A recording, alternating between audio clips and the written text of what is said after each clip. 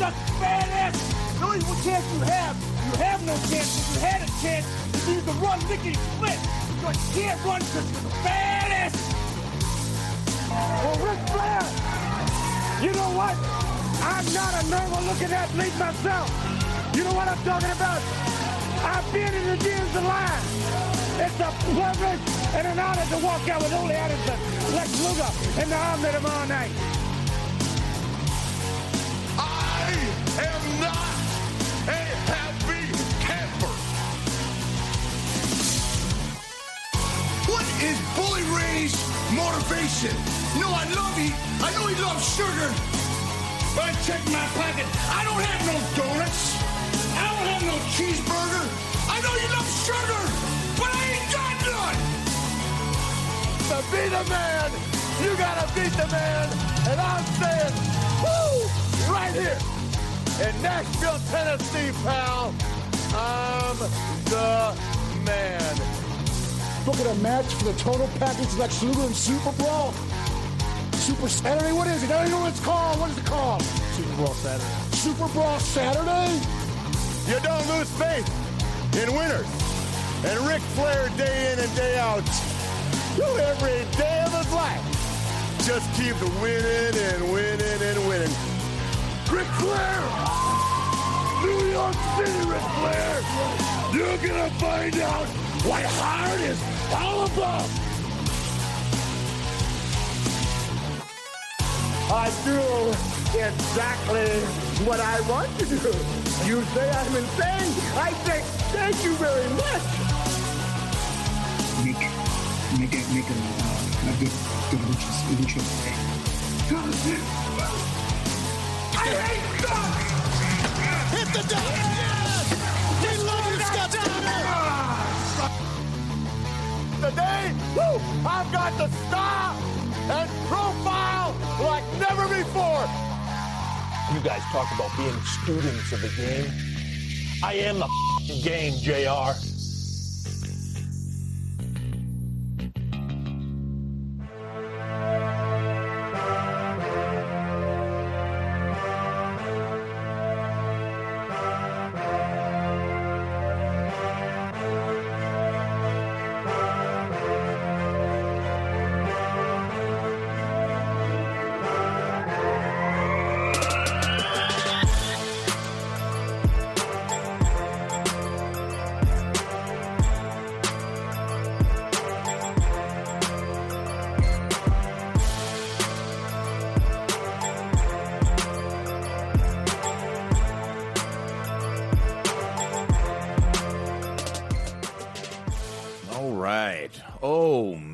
Has it been a interesting last couple days in the world of wrestling? We will get into the releases and a ton of other stuff. Another announce team shakeup on SmackDown. We got plenty to get into. What is going on, everybody? It's Dirt Sheet Dudes. I am Boxman, and sitting across from me, ever so sexy, Smark Wahlberg. How you doing, sir? You got it. What's going on, Daddy-O? Oh, yeah. There you go. Look at that. We're going back to the 50s, Daddy-O. Mm-hmm. You know it. I like it. Got a little speakeasy going on. It's all good. It's more the 1920s, but hey, you know. Yeah, there you go. 20s. Yeah, the roaring 20s. Down with prohibition. Mm-hmm. 22 skidoo. Have you ever seen that documentary they did, the Ken Burns documentary on Prohibition? It's like 800 hours because it's a Ken Burns documentary, but I watched a little bit of it. It was kind of interesting. No, never have. Don't know anything about it. So, but yeah, like I said, we've got a ton of shit to get into tonight. We got the releases. We've got AEW ratings. We've got Lacey Von Eric acting like the dumbest blonde in the bunch. And Teddy Hart. We got to talk about Teddy Hart. Spoiler alert, he is out of jail, and he is living it up. He's out of jail for a little while. Yeah, it's always for now. It's the caveat on that.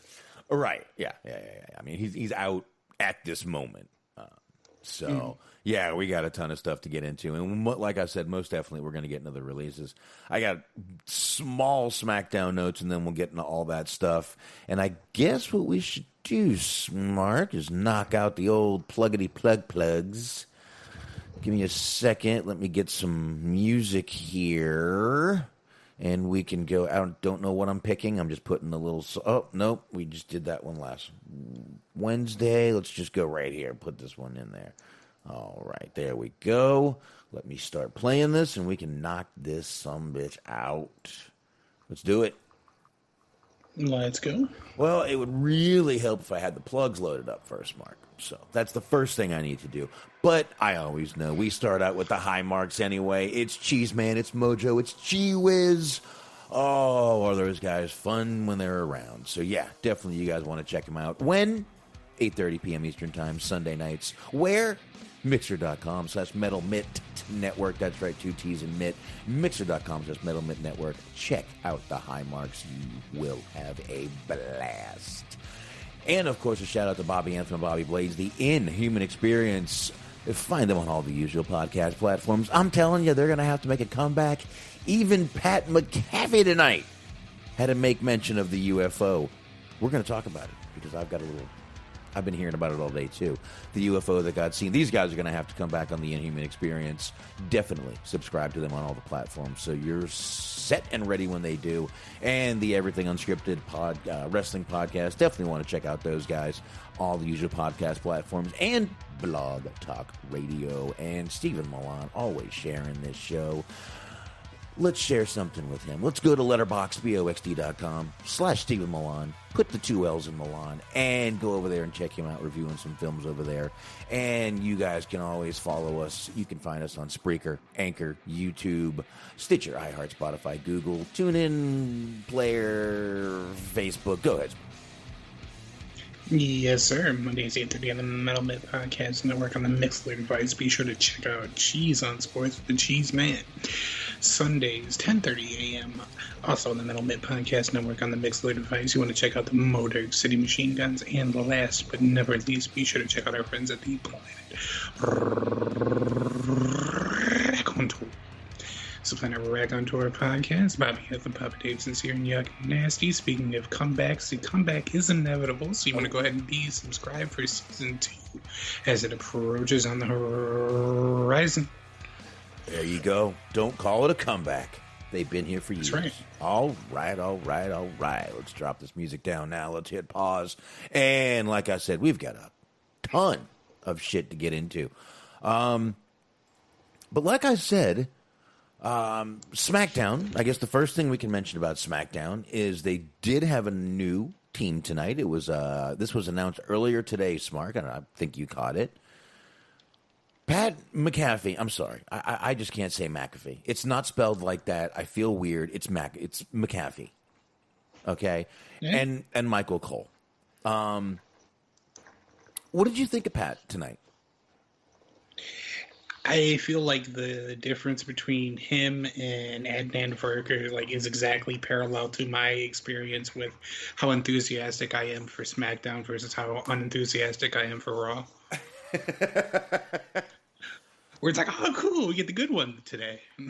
Yeah, listen, I'm not out there waving this guy's fucking flag or, doing any pom-poms for him, but I think he's good in this spot. He seems knowledgeable. He's a sports guy, so he's got some, knowledge of just athletics and athletes themselves, so that's a good thing, but he seems to fit in very good. His voice is a little annoying, but that's going to be, now I got Michael Cole and Pat McAfee to deal with, but I actually liked him tonight. I thought he was good. He made some good references. He mentioned the UFO, Smart. Did you hear him? The Pentagon UFO?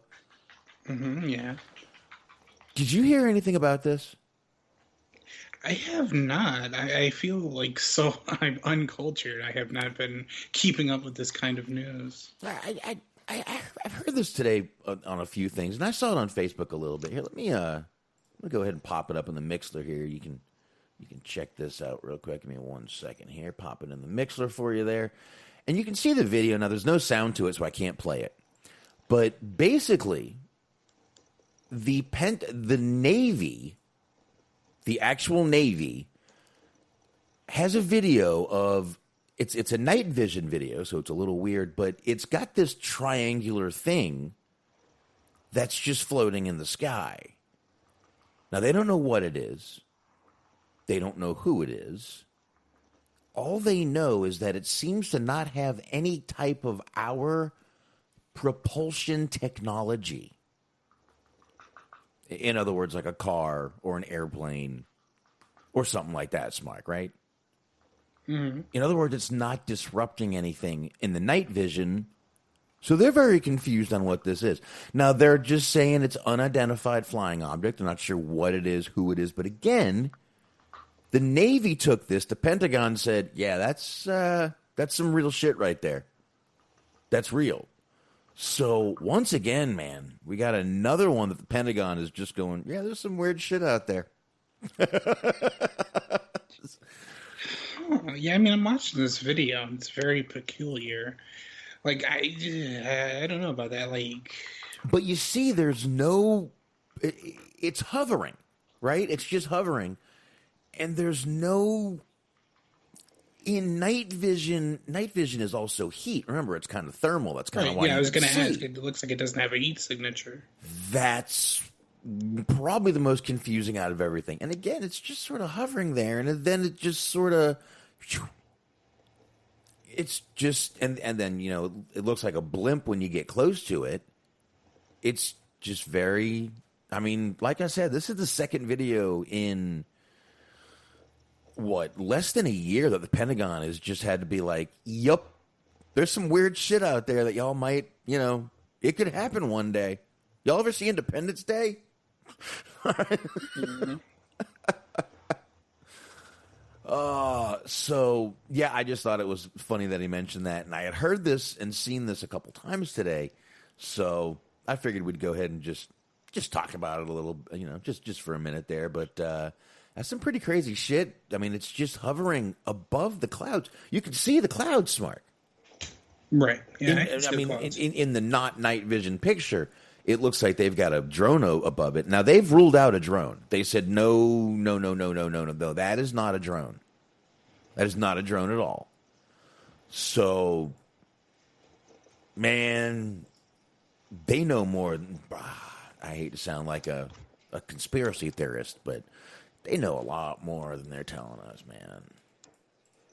Well, yeah, I mean, when what they're telling you is weird, imagine how much, you know, what they know that they're not telling you. But yeah, if they're acknowledging this little shit, just imagine what they won't even attempt to tell us. So, plus, it's like that shit where, like, you know how this happens a lot with sports when there's like a big decision or something controversial that's happening in sports. They sort of put out like the press release on like a Friday or like on a day when they're, you know, it's like a holiday or whatever. So then that way people aren't really talking about it or thinking about it and they can just kind of sneak it through. Like, right. I feel like that's kind of what's going on right now is everybody's just so preoccupied with all the COVID and everything else that's going on right now. That just Pentagon's just like, all right, well, let's just go ahead and get all this shit out that we've been sitting on for a minute. Nobody's going to really care. No, we'll just bury it. It'll be just buried in no time. So, yeah, I like I said, I thought it was kind of weird he mentioned it. You know, Pat must be scrolling through Facebook most of the day. But that was pretty cool there, man. Pretty cool shit. But like I said, man, it's just weird that this is the second one the Pentagon's just had been like, yeah, we don't know either.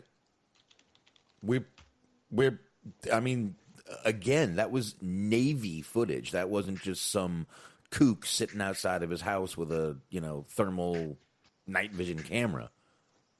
Right. No, you know, not some weirdo with a fucking deer feeder. Which is usually what it is. It is.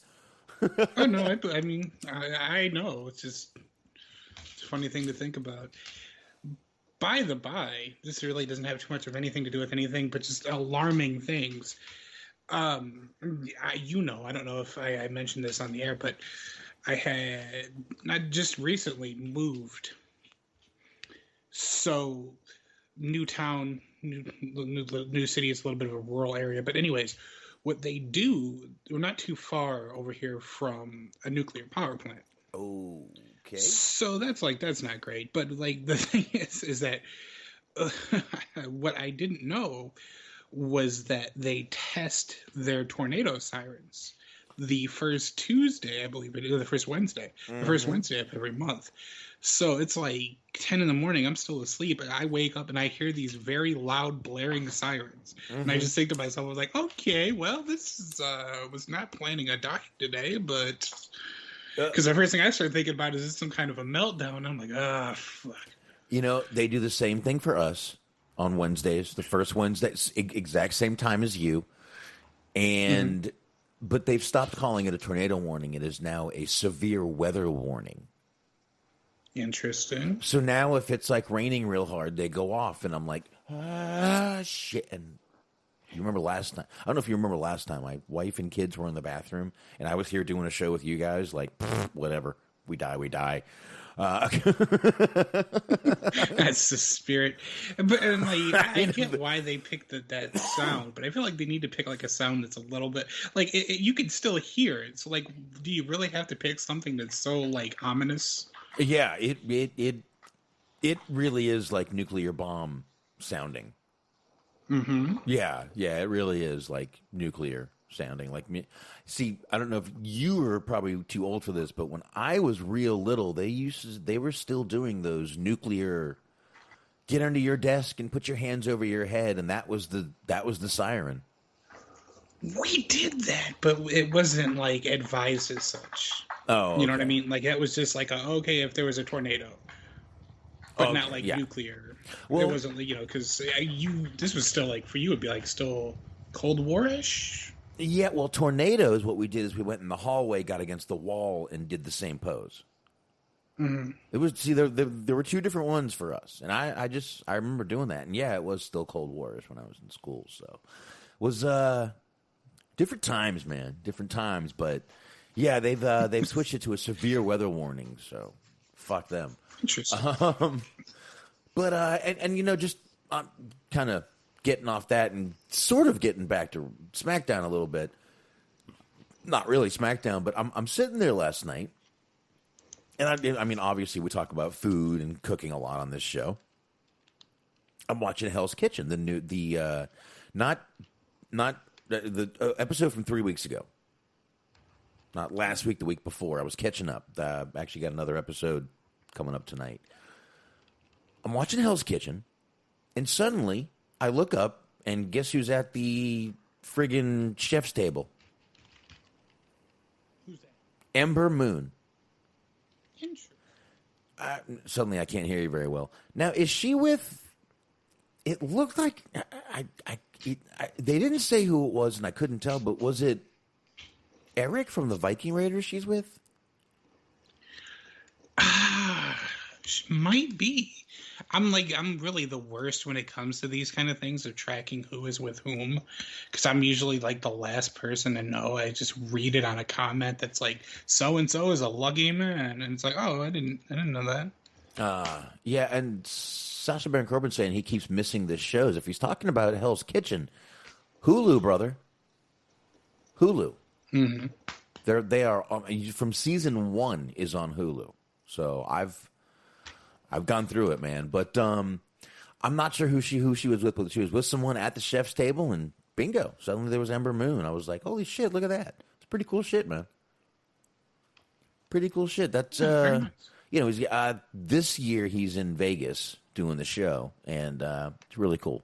Which is kind of cool seeing her right there in the restaurant. They had Adam Carolla there too, but they focus more on him than her, which I don't know. I don't get that. It's a Fox show. Right. I'm just saying, you figured they would have focused a little more on their Friday night, or Monday. Well, you're right. She's on NXT, so it's a USA show. I guess they didn't give a shit. There you go. All right. Let's get into this little get into SmackDown a little bit again. I skipped some stuff, I know, but I mean, if you guys really want to hear us talk about Kevin Owens and Sami Zayn for the 9 millionth time, whatever. And Sasha Baron Corbin is saying that was Matthew Palmer. Not sure who that is, but anyway, thank you. Yeah, he didn't know either. I guess if we're just talking about wrestling couple-related gossip, what was brought to my attention the other day is apparently Diamante from AEW and Kiera Hogan are a thing. And, like, that is something that piques my interest for any number of reasons. Let's hope for a 2021 leak is what you're saying. And I'm not disagreeing with you. That does pique my interest too. Anyway, like I said, if my notes are minimal, I skipped a few things here and there. If you want us to talk about, Kevin Owens and Sami Zayn for the 100th time, fine. Bring it up in the chat room. Otherwise, my notes are going to be way, way smaller than they used to be. No more recaps, just quick notes and highlights. So I'm sticking to that. It's my fault. Anyway, Smark, we're about 10 minutes into the show, and finally Roman decides to open his fucking mouth, and he just hands the fucking mic to Paul. Yes, we've returned to form when it comes to the traditional start SmackDown 5 to 10 minutes after the hour. I mean, I'm exaggerating. It was about 8 minutes in when he started talking, but pretty much, close to 10 minutes. Not by much, though. I was watching because this has become a thing where it's like, all right, when does the show actually start? And it was around that 8 to 10 minute mark. Yep. Yes, it was. So, Paul's out there gushing over Roman. And then next thing you know, Cesaro comes out. And I'm like, oh, shit, this is pretty good. And then Roman just is like, bitch, fuck you, and walks the fuck out of the ring. Mm-hmm. Now, we did see in the next little segment when we came out commercial though, Smart, that Cesaro did feel disrespected. He asked Sonya Deville and Adam Pearce if he could get a match, even if it's non-title, with Roman. Now, we found out that he did get a main event match, Cesaro, but with Jay, the Flava Flav of the group, not Roman. But I got to tell you, when they came back and after all that, and they did this little interview with Kayla and Heyman, dude, was that not old Heyman back on the mic just slaying Cesaro? Oh, it was wonderful. And the line about putting smiles on the faces of Neanderthals was wonderful. I feel like the biggest question, though, is who the fuck was that working on the ladder? Why were they cutting a promo next to a guy that was working on a ladder? I thought that would come back, and I felt for sure that was leading up to something, but it sure didn't. There was just a guy that was like changing a light bulb while Heyman was doing a promo. Yeah, just sitting there, and he's like, "Look, man, I'm union. I'm doing my job." I just like the idea of just Heyman's. You can't do this later. I'm union, just like you. All right. Oh no, we're not union, bitch. All right. Fox is, but they're not.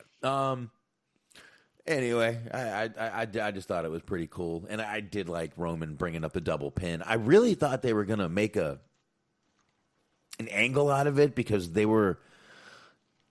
Adam Pearce was hinting towards it on Twitter with Charles Robinson, and I'm glad they really didn't do it. They just kind of let this week. They sort of just let it go. But I did think that that fucking Paul Heyman promo was just fucking amazing, man. I liked it for sure. He just slayed Cesaro on that mic, man. It was great. And yeah, you're right. That whole Neanderthal line was great. And later in the show, Cesaro's like, I do look like a Neanderthal. Man, if he is what Neanderthals look like, we have devolved. That man is more than a fucking Neanderthal. Man, that guy's a goddamn warrior. He's just a beast, man. So now, just to stray off a little bit. As I've said before, I watch on Cody. Yeah. First of all, tonight I was watching a Florida channel. I'm sitting there, and there's a show that I used to come on before SmackDown called Deco Drive. And I'm sitting there in Florida, and I'm watching it. I'm like, holy shit, fucking Deco Drive. It was a Miami channel. But did you get something for something called TrillerNet? Triller? I did not. But I will say, to be fair, I was watching it on Twitch. So usually when they would go to commercial, the channel that was airing SmackDown would also go to commercial. So we'd get ads for Twitch ads, not so much for television ads. Well, excuse me. Oh. It was an ad for something called TrillerNet. Mm-hmm. And it was Snoop Dogg and a few other people basically saying, we're bringing boxing back. Oh, okay. Yeah, I've heard of this. Okay. I haven't seen the commercial, but I did see a little, because I follow FITE TV. FITE TV also follows me, oddly enough, but hey, whatever. And they have they've been talking about that a lot. They've been talking about the Jake Paul fight too, because it's airing through them. So of course they're promoting the shit out of it. But there you go. Yeah, I did see a little bit about this. It was like, I guess it's being like promoted by Snoop Dogg. Well, I guess he's got something to do with Triller. Triller actually has acquired FITE TV. Interesting. So that is why they're talking about this Logan Paul fight, Paul versus Ben Askren, which I feel for Jake Paul if getting in the ring with Askren. But they have actually acquired the whole company, and so you're going to see more Triller stuff. And but FITE TV now, man, this must have been a big fucking deal right here. But they're actually doing a show called Triller Fight Club, which is what that commercial was all about. Going to be about boxing. We'll see what it's like. It's going to be another thing streaming on the old FITE. I'm not sure if they're going to still call it FITE TV. They may be changing the name to TrillerNet. So we will definitely find out. Now, the weird thing is I get this little app called Triller, and it's just another one of those, big-tit, half-naked girls dancing around. I don't have the app. I see the ad for it on apps I have. Huh. I don't know. Yeah, I've never really delved too deep into the actual app itself, but it's interesting. Well, I think that all might be changing, but here's what it says. Triller is used by musicians, athletes, digital talent, and other culture setters, and serves hundreds of millions of fans worldwide while also providing specialized opportunities for major brands across music, sports, entertainment, fashion, and pop culture. The addition of FITE is a key strategic addition as Triller seeks to capture the burgeoning. Burgeoning? I think that's the word. That's not a word I've ever heard. Culture graph. The next generation of creators and users leading the move to Internet 3.0. Listen, they've already got over FITE TV's got 10 million users, so they just picked up 10 million users right there buying this company. So, and I don't. There's a lot of stuff that FITE TV covers. FITE TV does all the GCW shows now. Yes, because they do. They broke apart from IWTV, so they do the GCW shows, they do the AEW shows internationally, do all kinds of stuff. Burgeoning, adjective, beginning to grow or increase rapidly, flourishing. Okay, now I know. I learned something. We all just learned something. This is like fucking reading Rainbow right now. There you go. But I did pronounce it correctly. Burgeoning. Mm-hmm. I did. So, all right. But, so there you go. A whole new FITE TV has been bought. And just wanted to bring that out. Like I said, I saw the commercial, and I had the ad, and I had kind of got rid of it because we got plenty to get into tonight. But I figured, hell, they just showed that, so why the hell not? Now, Smark, we got to meet someone tonight. We got to meet. Was it Joe Black? No, it was Captain Aziz. Is that how they said it? Mm-hmm. Well, the Commander. Commander. Yes, you're right. I'm sorry. Commodore 64 Aziz. Yeah. Formerly Dabba-Kato. Let's just see where it goes. I'm really I'm reluctant to comment right now. I mean, look, he's a huge guy. It's not a bad guy for him to have with him. I just feel like I want to hold comment until they do something that makes me make fun of them. How's that? Okay. You know what? You've actually sold me on it. Because it's not even a matter of we're not going to make fun of it. It's more of just a matter of, well, let's give it time so we know what it is that we're going to make fun of. I mean, if I want to make, if we're going to make fun of it, I really want something to just be able to dig into. So let's wait till we got some meat material, and then we'll go from there. I love the sell. I love the sell job on that, because you basically just told me that when we get done at the grocery store, we're getting ice cream. I'm like, absolutely, let's do it. Shit. Okay, so like, it's coming. You just got to wait for it. Like, all right, cool. Yeah, cool. you know what? Maybe we won't make fun of it. Maybe it'll be amazing. Maybe it'll be great. Maybe I'll be like, holy shit, this is fucking amazing. Dabba-Kato was born to do this. I mean, I don't think that's what's going to happen, but I mean, by the by, not that this has anything to do with anything, except that it does, and I'm just trying to be subtle about it. After the Apollo's promo, I googled that. You looked on YouTube for that scene from next Friday, where Craig beats up the guy at the record store, and like that's all I'm going to say about that. So there you go. Pinky. No, not Pinky. When he first gets there, there's a guy that comes in that complains about a CD that he bought that he hated. the CD complain. Mother bitch CD complain guy. Yes. You've been chewing on this shit? I can't get jiggy with this. Right? Is that what he says? Mm-hmm. There you go. Yeah. I got it. I got you. I'm see? Level. I'm there, dude. I'm there. There we go. I like it. There we go. But we're going to wait. Just wanted to mention that we did get to meet someone tonight. You know, that's something we got to mention. Now, the Street Profits come out pretty early for their match, Smark, on this show. Now, I got to tell you, I mean, everybody knows that, Montez Ford and Bianca Belair are married. It's not like they've tried to keep it a secret, but WWE just putting relationships out there is hit and miss. They may hint to it, but they usually don't just throw it out there. I really like how they just threw it out there tonight. Let Montez Ford go out there. Congratulate his wife. Not only congratulate his wife, but that video was fucking great, dude. Right. Fucking great. So, go ahead. You sound like you want to say something there. No, I mean, like you said, they normally sort of try to be a little bit subtle unless it's something that they're pushing for, like a reality show project, a Total Divas or whatever.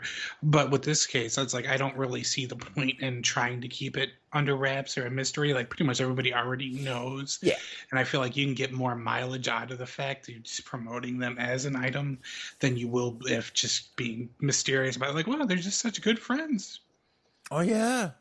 She just hangs out there. I did like. I pretty much liked everything Bianca said. It was just really nice to see her still emotional after 5 days? 5 days after winning the title. Just really great to see, and she wasn't faking it, man. What she was saying seemed more heartfelt than scripted. It may have been scripted, but it seemed like she had something to do with a little bit of it. I liked it. I really did. And by the way, the belt and outfit matching perfectly. Yes, everything was. Yes. The gear, the balloons. Mm-hmm. It was all very well catered and tailored. It was. The exact color scheme. It was. It was very nice. It was done well. I did appreciate that. But this is a nice little celebration for Bianca Belair here, I thought. Very nice little celebration she got here. And I liked when she just looked at Montez and was like, you better win the championships because we only wear gold in this house. You better quit slacking, bitch. You better go out there and make that money. And pretty much you thought they might in the match with them, Street Profits versus Rude and Ziggler. You thought they might win it. They were pretty dominant throughout the match. Yet the Dirty Dogs, as they've named themselves, retained instead. Whew. That name. They've been calling them that for a couple of weeks now, to be fair, but I can't, as much as I want to be like, oh, that's the worst name ever, we do live in a world where Pride and Powerful were a thing. So, but Dirty Dog sounds like an 80s, maybe not 80s, but like an early 90s, like WCW jobber tag team name. It sounds like the fucking Steiner brothers are coming out. Yeah, I can see that. It's the dog face gremlin and dog. Remember when Steiner brought out dog? I didn't, but now I do. Yeah, that was Steiner, right? Yeah. I think so. I remember he was he had the kind of blonde hair or the platinum hair, the white hair. Yeah. He was super tan and he looked like he was about 80 years old. Yeah. Let's not even remind people of that. There you go. Dog the Bounty Hunter. Very good. Dog the Bounty Hunter wants every cop to turn in their guns for less lethal only. I am genuinely surprised that Dog the Bounty Hunter has never done anything on wrestling. His whole aesthetic is like a wrestling character.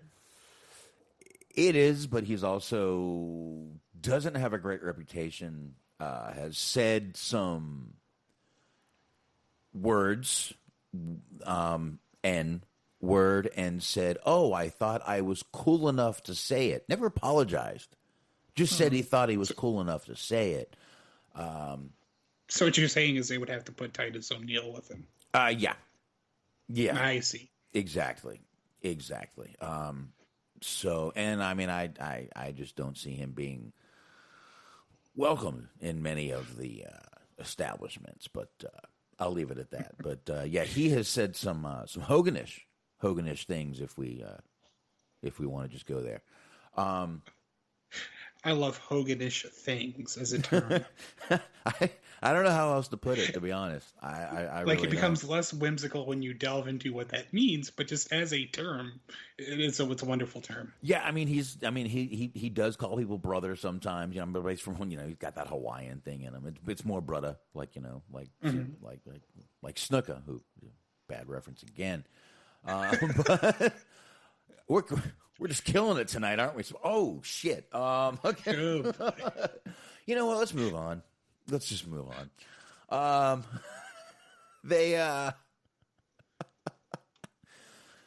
I did notice something on SmackDown tonight. They did show a lot, though, Smart. What's that? Cesaro doing the UFO, which he's broken out only at a few pay-per-views. Mm-hmm. Did you notice they showed that at least 3 or 4 times? They did, yeah. Now, it also seems like they may be giving Cesaro that push that we have all been hoping for. I am hoping this isn't one of those Ziggler pushes, where they push, and then stop out of nowhere. Cesaro's always had something, man. Always had something. He's amazing in the fucking ring. He's, just great. He's got He doesn't have the best personality, but he's got, how do I he's kind of like 007-ish. Mm-hmm.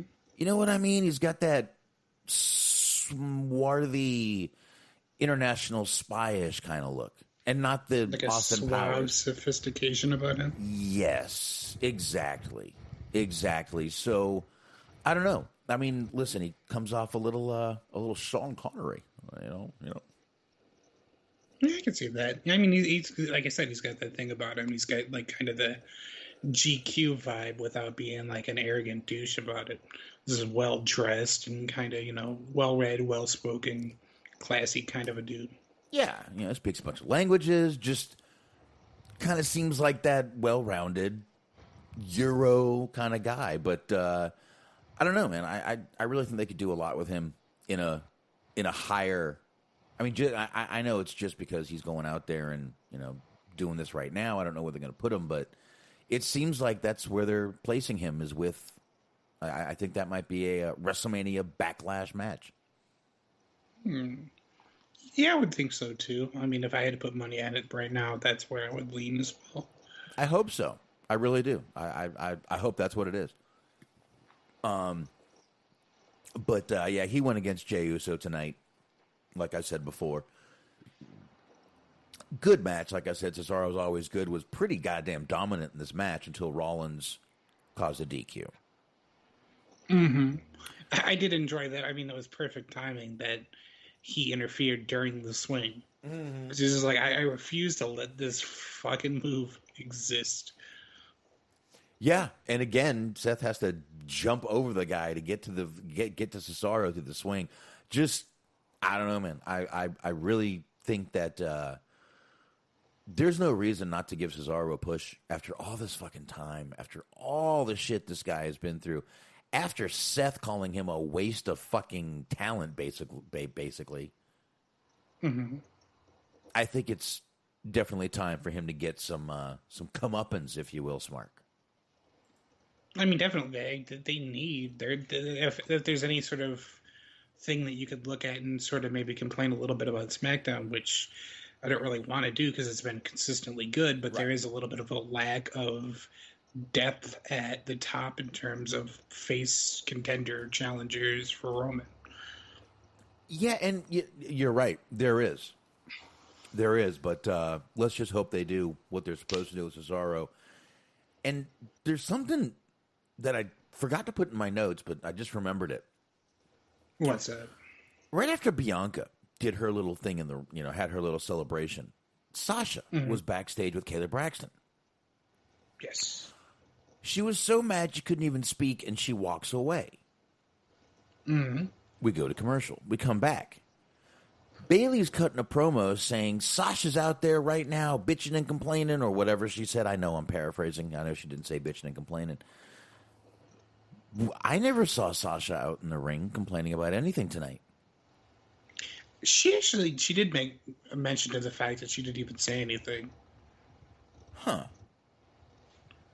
Like, I don't remember the exact everything that she said in the promo, but she alluded to the fact that Sasha was so surprised or upset that she couldn't even think of words, and that the only reason Bianca was crying so much was she thought she wasn't capable of winning.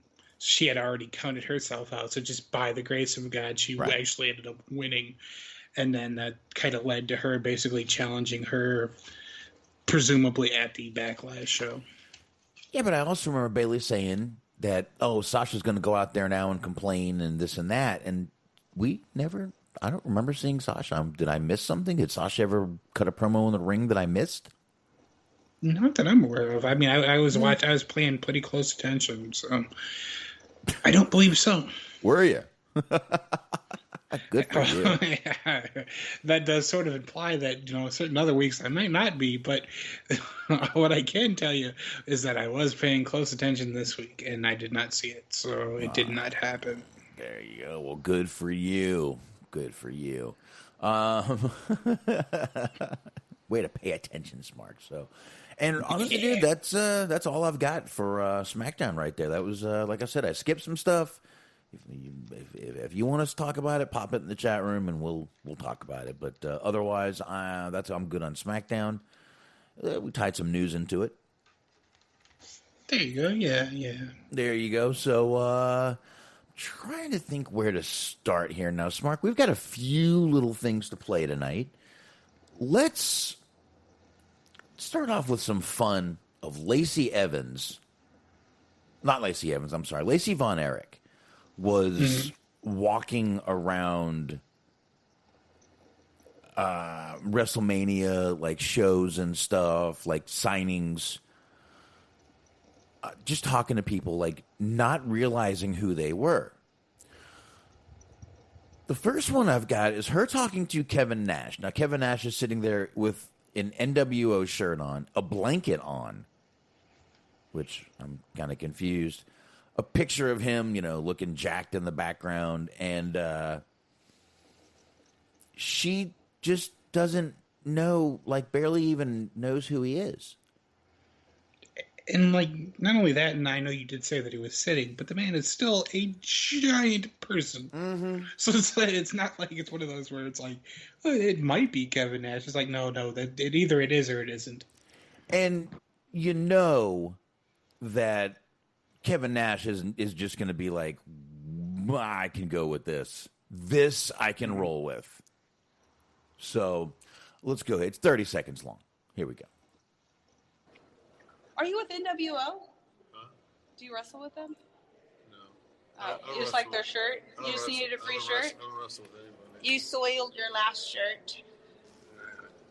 I've heard of NWO. I think my cousins are with them.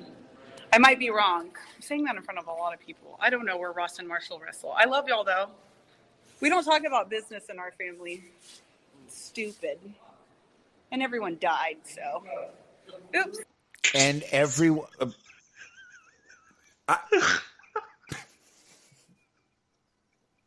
Wow. Now, she is drinking a Modelo. In this now, good beer, by the way. I do like me a Modelo. Which, by the by, didn't they work together in TNA? Like, weren't they on the roster at the same time? Yeah. Like, I'm almost certain. No, they were. You're right. Dude, she's just, I mean, not, I really don't want to, she's so blonde. She's so pretty, and that's really good for her that she's pretty and blonde. And I think that's where I'm going to stop. There you go. Hey, weren't you in the Four Horsemen? I mean, before I outright just call her a stupid fucking blonde. I mean, I don't know if I would even go. I guess, as you pointed out, she had a beer, so maybe she was just shit-faced. I don't know, but do you want to hear what she said to Ricky See, I purposely only sent you one, Smark.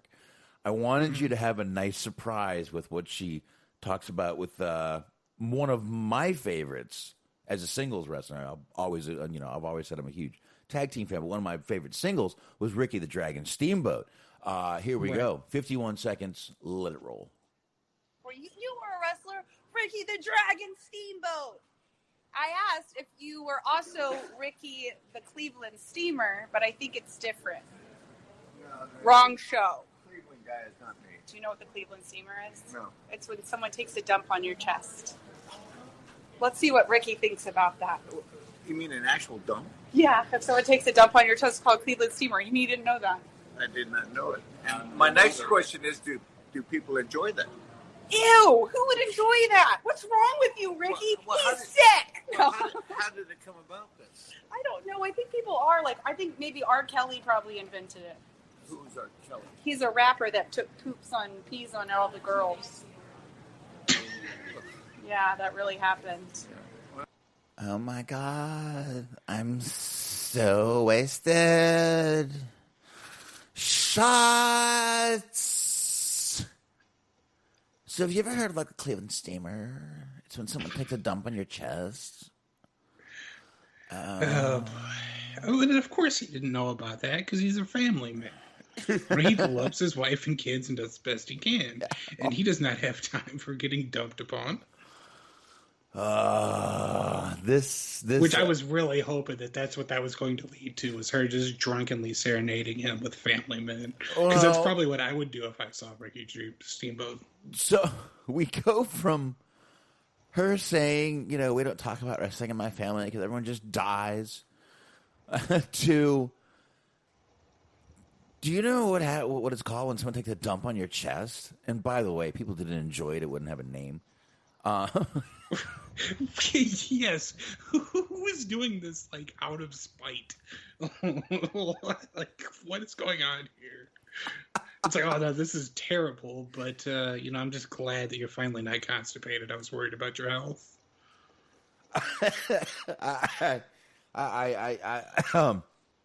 Why would you ask anyone that question? Why? Like you weren't. This wasn't enough. There is. I have no clue, but I gotta tell you, if you go to, now, her name on Twitter is I Am Hollywood X. Actually, it's X I Am Hollywood X. I don't think I. And again, just I'm baffled by this because how did we end up with the word association that dragon, the next best logical leap in logic for her, was Cleveland Steamer? Steamboat. Okay. Steamboat. Now, there's way more videos like her being put off by how strict Florida is with COVID. Now, granted, she's walking around in a convention center with no mask on. And Florida has pretty much been open the whole time during this pandemic. And that's strict to her. You know what? God bless her, because she managed to, during the weekend, because you said this was WrestleMania week, yes? Yes. During a time when this space was also being occupied by Teddy Hart, which we'll get to later. Oh, yeah. Leo Rush, and Low Key, she managed to be the bizarre one. Yeah. Well, like I said, she's walking around all waisty pants. So, speaking of waisty pants, my wife just came in with a shot. I heard you yell shot. You heard me yell shot? Mm-hmm. Oh, I did yell shots, didn't I, when I was talking about Lacey Von Eric? Yes. That was not what I meant, but thank you. It's been an hour. All right, I'm real quick going to do a shot with my wife. This has become one of those 4D rides where you're trying to properly simulate the Lacey Von Eric experience by taking a couple of shots. But I don't know. My wife, like I said, my wife heard me when I was going, oh my God, it's the fun shots. And she thought I said shot. Boy, she's a keeper. So I don't even know.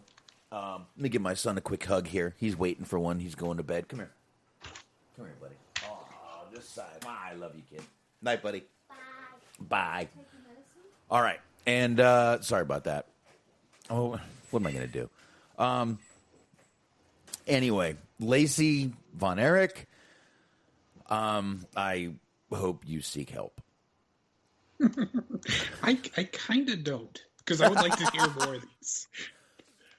Dude, you put her, I mean, I know she's married, but my God, her and Teddy Hart, they would make a great tag team. Like the just, I mean, unbelievable, those two.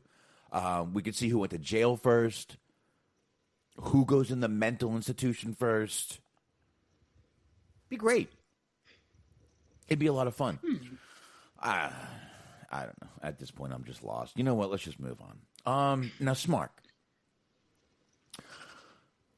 We can either get into the John Cena being in the new Fast and Furious F9 coming out, or we can play some of these Seth promos that you sent me the other day. Well, and I didn't even realize that there was multiple. There was one that I noticed. Let's see. I'll go ahead and get to it. Now, there were 4. One of them is 5 seconds. One of them was 8 seconds. Mm-hmm. The one in particular, of course, because that's just the way these things work out, was the one that I wanted to get your attention on, was the one that is 1 minute and 11 seconds. Okay. I say we play the one that's 1 minute and one. Well, it says 1:10 on mine, but it's. I know what you're saying. The 5 second one we don't need. and the 8-second one we don't need, but kind of... You remember what these look like and what Seth looks like, right? Mm-hmm. Let's see. I wonder if I can try to paint a picture here, since this is an audio medium. If you are really an old school wrestling fan and you know who Jimmy Valiant is, or if you don't, Seth is in what is essentially looks like the most elaborate pajamas of all time. He looks like Jimmy Valiant met Shonuff from the Last Dragon. That is pretty accurate. Yes. I thank you. Thank you very much. I'll play the one you told me to first. Now, go ahead and give these a little background. But and basically, Seth is sitting there in gold and black. Basically, no shirt. He's in a gold and black jacket, which looks to be satin or some sort of rayon material. And his sunglasses that he has on match, but they look like Shonuff glasses from The Last Dragon. Look that one up if you don't know. And if you haven't seen that movie, shame on you, and definitely watch it. And now Smark is kind of explain what these are, and go ahead. I'm sorry. Well, I mean, it is what it is. I think this was specifically during WrestleMania weekend that they were offering exclusive cameos or whatever, however they want to phrase it, because the thread that I found it on, there was some from Omis, there was some from Randy Orton, there was a 15-second one from Shane McMahon that they said they were charging $500 for. So somebody got royally fucked, or multiple people, depending on how many people decided to buy it. Yeah. But I mean, it is what it is. I don't necessarily know like the message that that Rollins was told to give to this person, but I do know that if you could afford this and you weren't going to miss the money, however much it is that he was charging, and I don't know that to be exact, but regardless of however much it was that he was charging, you got your money's worth with this. Oh yes, you did. So, without further ado, now the next video, by the way, Smark, is him in the same outfit, so it's in the same thing. There were four, like I said, there were four of it, so I got them all. But let's go ahead and play this first one here. A little volume to start off, and I am hitting play. Seth Rollins, here you go.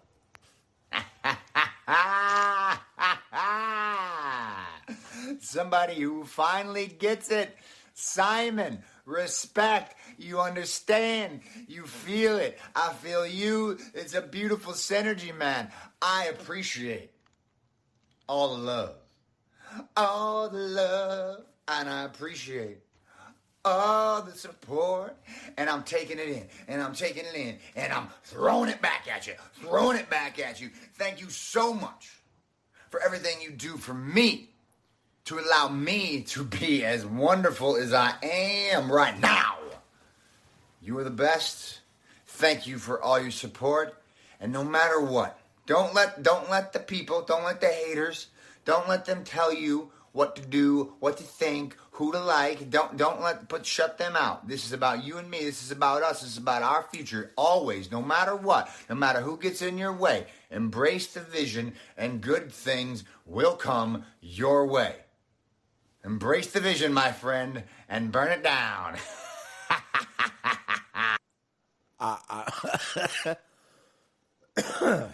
Well, there you go, Smark.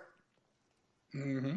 I think my main question is, who is this guy? Where was this guy? Why couldn't we get this guy more often? We sat through months of the boring fucking cult leader type gimmick, and this guy was laying dormant the entire time. I don't know what this is. I don't know if this could be a heel or a face. I just know that I want more of it. For those who couldn't see, he was dancing around. He serenaded. he was doing a lot of talking with his hands when he talked about throwing it back. He was literally throwing an imaginary ball, I guess, at the screen. For some reason, the camera is like 50% pointed at the roof, which I just feel like helps add to the overall ambiance of whatever it is that's going on here.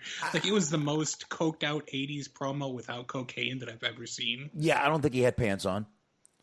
And he did not. This was obviously in a hotel room. Obviously, this was in a hotel room. Mm-hmm. There's a bed in the background.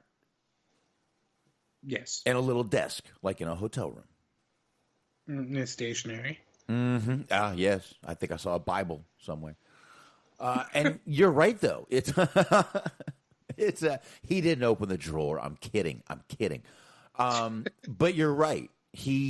Where we deal with whiny Seth, and where is this guy? I want this guy. This is a heel. This is a great heel. I love this heel. I want this heel. And I got to tell you, I haven't played this. I have not heard this other one, this other little thing from him. Let's do it. Ready? Yeah. Here we go. Jack, Jack, Jack, Jack, Jack, Jack, Jack, Jack, Jack, Jack, Jack, Jack, Jack. What up, bro? What up? So you got your final exams coming up, my dude. Good luck. From the Messiah, the architect, the new Mr. WrestleMania, it's yours truly, Seth Rollins, here to say thank you. Thank you so much for your love, your support, and thank you for all you do, for staying up late to watch me do my thing. Thank you so much. Good luck with everything you got going on, man. I hope life is treating you well. You deserve all the goodness you have in it and more. Embrace the vision, my friend. Embrace the vision. All right, that wasn't as crazy, but the beginning, whatever you think he was doing, he was. He was basically doing Daniel Bryan arms to Jack. He was raising the roof. Yeah, he was. He was. Absolutely, man. Or like the little movement that Booker T did before he would do the scissors kick. Where he would like do it, like it was not quite raising the roof, but it was a little bit. And okay, yeah, that one wasn't as crazy, but he also fucked up his catchphrase, which is great because he told him to embrace the reason. Which I don't understand what that means, but I'm with it. I'm totally with it. I don't know, man, but these are great. And that was kind of the other thing too. Was like we saw a little bit of this during that ring delay. Because it was very interesting. I don't think we've really talked about that enough. Was you could definitely see who was accustomed to cutting promos that were written for them versus who was actually good at cutting off the cuff promos. Right. Because they go to Kevin Owens, and Kevin Owens is doing this good promo about the rivalry that he's had for forever at this point with Sami Zayn. But then you cut to Seth Rollins, and Rollins is just out there just being out of his fucking mind. Where he's just like, I don't know what I'm gonna say, but I know I'm gonna fill up about 5 minutes. So just give me the microphone. Yeah. Wow. There's a lot of these in that same outfit from Seth. I'm actually looking on Cameo right now to see if I can figure out how much it is. And like Cameo has been one of the greatest things for wrestling. It has just given us an endless stream of fucking content. You have Seth Rollins cutting these like crazy 80s coked up promos. You have fucking The Undertaker, I'll eat Scooby-Doo. You have fucking Nick Gage walking around a big lots cutting a promo on a kid for potty training. Like it is the most wonderful device in all of like the history of wrestling. Like this is wonderful. It really is. There's some great stuff going on right now, man. There is. And, there's no price on that. I would have to actually wait until it looks like they change the price every time they do it. So it says notify me when available. So I'm not going to do that. I'll wait. Wow. But yeah, I would definitely like this Seth over any Seth they have. And, slowly it looks like they're actually building towards something like this with him coming out in the crazy suits and stuff. So maybe we're going to get a little more Seth Rollins like this. And let's hope. Let's get into one quick thing here. $400 is what Sasha Baron Corbin is saying it was. Which I said, if you can, whatever it was, if you agreed that it was worth it to pay for it, to have this made, you got your investment back. Like, if you could afford to part with that, you saw how much it was going in, and you're like, all right, I don't need this to pay my food, my bills, whatever. I had this on hand. This exceeded whatever your expectation was, because it was way better than just the fucking, oh, it's your anniversary, happy anniversary, click. Yeah, exactly. But this was pretty good. This was fun as shit, man. It was some fun stuff. Interesting. Oh. There's a bigger list here. We got Apollo Crews 200, Bianca Belair 200, Big E 250, Cesaro 200, Daniel Bryan 400, Kevin Owens 250, Sami Zayn 200, Seth Rollins 400. Not bad. No. Big E is 250. Well, that was actually the thing about Big E. Was I think before he was charging a very affordable for somebody of his stature rate, and then he just became inundated with them. I think it was only like $10-15 or something, right? And then it just like hundreds upon hundreds of people were paying for it. And he was like, guys, I literally wouldn't be able to do anything else with my life if I kept entertaining these prices. Well, I'm glad, man. I know WWE's taking a lot of that, but whatever. I would love to get Shane and Randy Orton were $500. I heard you. Just imagine. You said that about Shane. Oh, yeah. I did see that it was $500 for Shane. And one of the videos he made was 15 seconds. This is Randy Orton. I see Randy Orton won 58 seconds. All right. Well. And that's probably for about 2 words. Because even his cameos are slow. He just looks at the camera and says, side headlock. And then that's it. Wow. Well, that sounds like it might be a podcast. So we'll see. Get Conrad on the horn. Yeah. So, Randy, when you took a shit in Giorgio Vanni's bag, what was going through your mind? Or is that all just rumor and innuendo? Anyway, speaking of numbers and stuff like that, Smark, let's get into this little, as the 434 says, the big dog, Dave Meltzer, he's given his... the head of the table, yeah. Dave Meltzer. You got fucking Brian Alvarez in the Jey Uso role. Make sure you say something good about him. He loves us. Has given his ratings for all of the WrestleMania 37 matches, Smark. Now, Smark, I think I will preference this. I'm not going to speak for you with, I don't take much stock in these little star things from Dave Meltzer. I'm not going to get upset. I'm not going to freak out. We may comment on a few here, a few there, but it is what it is. This is nothing to get upset about. It's his opinion, and that's all it is. Mm-hmm. Okay. Just want to get that out there because people get a little pissed about some of this shit here. So, all right. Let's start out. Drew McIntyre versus Bobby Lashley. He gave it 3.75 stars, Smart. 3.75. Okay. Not bad. Not bad. All right. Carmella and Billie Kay versus Lana. Now remember, this was the tag team turmoil match, so I'm going to mention 2 quick matches here, and then I'm going to mention a dual match after that. Let's see. For the Carmella and Billie Kay versus Lana and Naomi, he gave that 0.75 stars. And for the one after that with Carmella and Billie Kay versus Ruby Riott, Liv Morgan, he gave that half a star. He gave it half a star. So, obviously, the Ruby Riott, Liv Morgan now against Mandy Rose and Dana Brooke. 1.25 stars. And then when it was Ruby and Liv versus Natty and Tamina, he gave it 1.75, 1.75 star. Okay. We don't have any more of those. It's just pretty quick from here. Cesaro versus Seth Rollins, 4 stars. I think I can agree. That's probably to me, that might be the one that's spot on. Yeah, and I don't have a complaint with that. No, I don't. New Day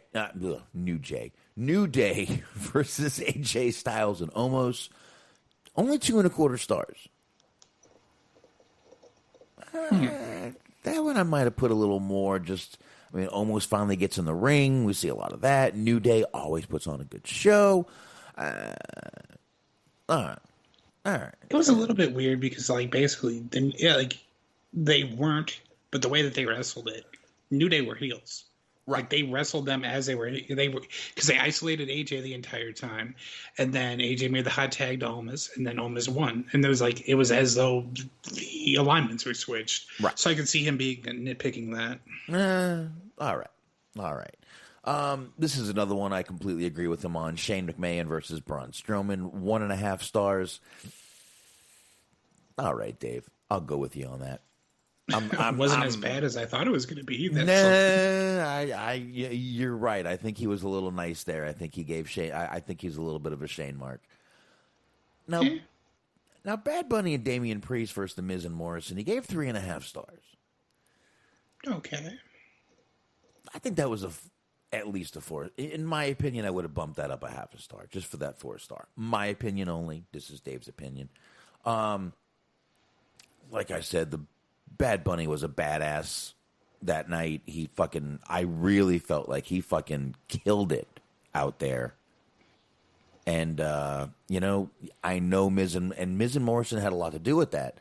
So Dave being the, kind of guru of wrestling, which, let's face it, he is, I just figured he'd take that into account a little more and maybe give that a 4-star match too. So... But the next star he gave, the next match, Mark, he did give 4 stars, which was Sasha versus Bianca Belair. That was a 5-star match to me, man. The emotion, the history, just everything about it to me, I would have just went ahead and thrown that out there with a 5-star. Just me. I mean, I'm surprised he didn't do that either, but just, if anything, based on just how much it seemed like everybody else liked that, it almost I'm not saying that it's necessarily a contrarian thing to give it 4 stars, but it just seemed like everybody really loved that match. I thought it was good. It was a little bit of a hot take here, but I thought that the Io Raquel Gonzalez match was a little bit better, but that's just me. Okay. All right. I get it. All right. Now, this is where this is one we might talk about for a minute or two. Randy Orton versus The Fiend. Smark, he gave it -1 star. Shout out to Brody Lee Jr. -1. -1. See, now I'm genuinely curious if that was on purpose. Why my little shout out there? Well, I guess he did. I don't remember it because there's a lot going on. Yep. But he apparently paid a little bit of an homage to Brody during that match. He gave a yeah through the mask. Okay, yeah, that's why I didn't, because we didn't have the audio, but yeah, okay. Yep, he did. And you're right, we didn't have the audio up loud enough to hear it, but he did. I mean, that's pretty harsh. I mean, was the match good? I'm not going to sit here and be like, oh, come on, it was a good match. Come on, Dave. No, I'm not doing that, but -1? There was still some things going on. The match still didn't further the storyline. It furthered Alexa's storyline. I'm not so sure -1. I mean, Jesus Christ, give it a 1.5. Give it a 1. Mm-hmm. Yeah, well, I mean, I didn't like it, but to say that it was worse than whatever happened at the beginning of that tag team turmoil match is that's just not fair. Yeah, exactly. You're sitting there. I don't know. And again, like I said, I'm not going to sit here and I'm not going to shit on Meltzer. I'm not going to be like, oh, fuck this guy. No, it's his opinion. It's fine. But yeah, I just... You're right. There's so many other things up there that you're like, and you did this and that, and then you give this a -1. Come on, man. Come on, Meltzy. Nia Jax, Shayna Baszler versus Natty and Tamina. 2.5 stars. All right. After I did -1 for Randy Orton and The Fiend, Smart. I mean, like, to analyze that is to think about that match again, and I don't want to do it. All right. Kevin Owens, Sami Zayn, 3 3/4 stars. I think that's fair. I don't think it was a bad match. It just didn't get a lot of time. You're right. I'm thinking about it. That one's probably good. Riddle Sheamus, 4 stars. I'd drop that down. I'd drop that down a star, in my opinion. It wasn't bad until the botch, but the botch was really bad. Yeah, I would. That's what would bring it down to a 3 for me. That botch. Which, to be fair, like in hindsight, that could have ended up far worse. Like the fact that it was just something funny and it wasn't like Riddle getting dropped on his head and severely injured. Well, let's be honest. If Sheamus wasn't a fucking giant dude, strong motherfucker like he is, that could have really been a bad thing. If that was fucking like Rey Mysterio or something, Riddle could be fucked up right now. Yeah, if it was Ricochet, dude would have been in a wheelchair. Since you're in a wheelchair, I got a video to show you.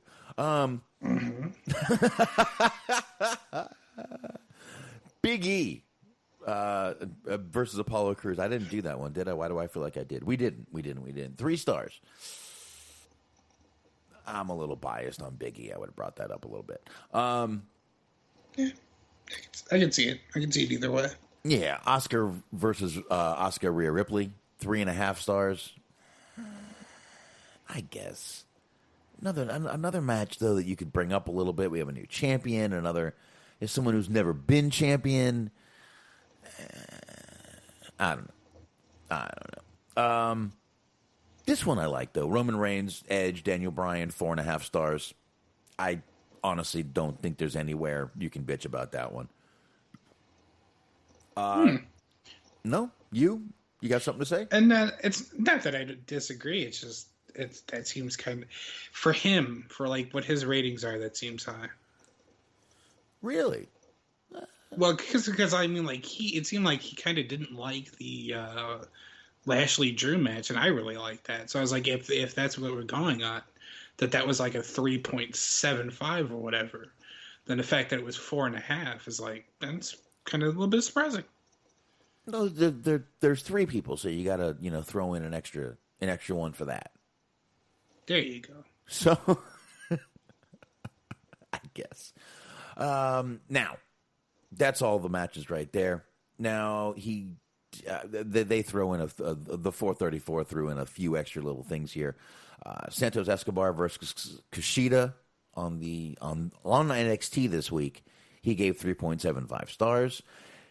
And then the Young Bucks versus Death Triangle match, that was the opener to AEW Dynamite this week, gave 5 stars.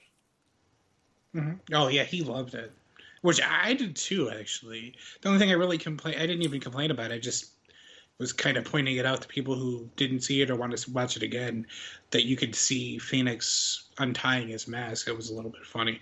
But outside of that, like, I thought it was a really good match. Like, it's hard, just full disclosure, it's hard for me to just focus from bell to bell on a match without looking away for at least a second or two, just for any number of reasons. And, like, I couldn't take my eyes off it the entire time. Yeah, but, I mean, 5, he's such a young, I'm sorry. The guy's a young Bucks, Mark. Oh, absolutely. But at the same time, like, 5 kind of doesn't mean what it used to anymore. No, you're right. Because now he's doing the 6 stars, the 7 stars, whatever the fuck. You're right. It doesn't. And the Fatal 4 SmackDown Tag Title match from last week's SmackDown, he gave 3 3/4 stars. So I don't know. Just figured we throw that out there. Like I said, I didn't want to be done with the show, and we're only at an hour and a half, and we don't have really too much to get back into. Now, speaking of a little bit that we just talked about AEW, Smark. Mm-hmm. In the ratings, NXT did okay. They did, I believe we talked about it, like 805 or something like that, somewhere in the 8s. Yeah, 802, I believe. 802. 25, same thing. More or less, yeah. I mean, honestly, it doesn't really make too much of a difference. No. Now, then we move over to AEW once their first week unopposed on Wednesday nights. 1.219 million viewers on TNT. That's according to Nielsen. That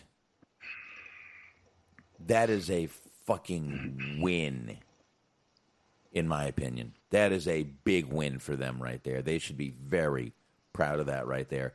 Now, that was with a kind of lackluster show. We said that Wednesday. Now, there's a lot of the fans did tune in to see Mike Tyson.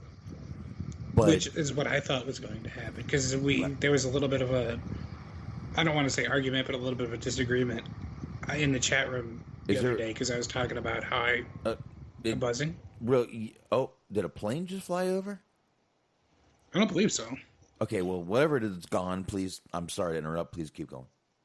Oh, no worries. But we were talking about it in the chat room the other, last week, of what Mike Tyson's actual impact would be, and I said, I don't know, I think it'll surprise you, because I mean, there's still a lot of people that are very interested in him, and when you think about Mike Tyson, you think about Mike Tyson in the wrestling context. You go back to WrestleMania 14, so it's like that was a period in time that is very much romanticized in the eyes of the older fans, myself included. So it's like, there you go. It doesn't surprise me that would bring out a lot of people.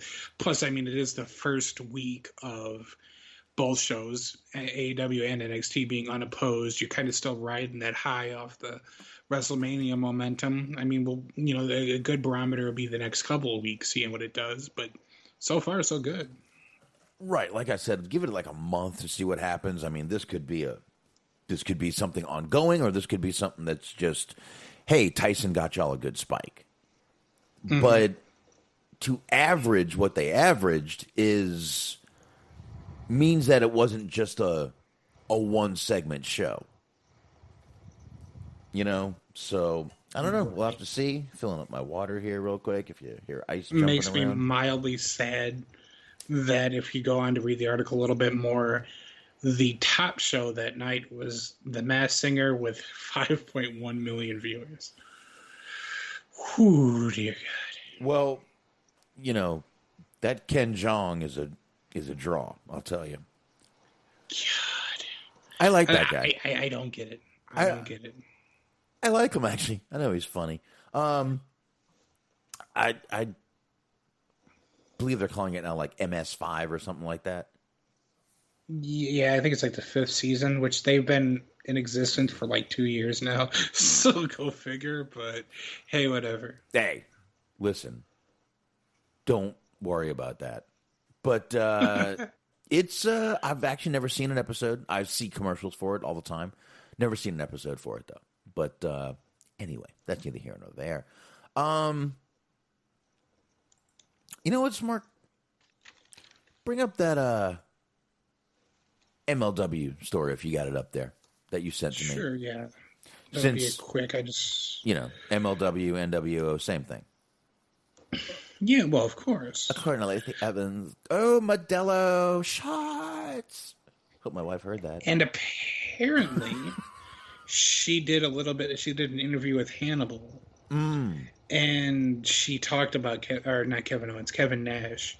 So this was today that this came out. Or it was like within the last 24 hours. Really? Because I think it said 19 hours on the YouTube, because I searched Lacey Evans.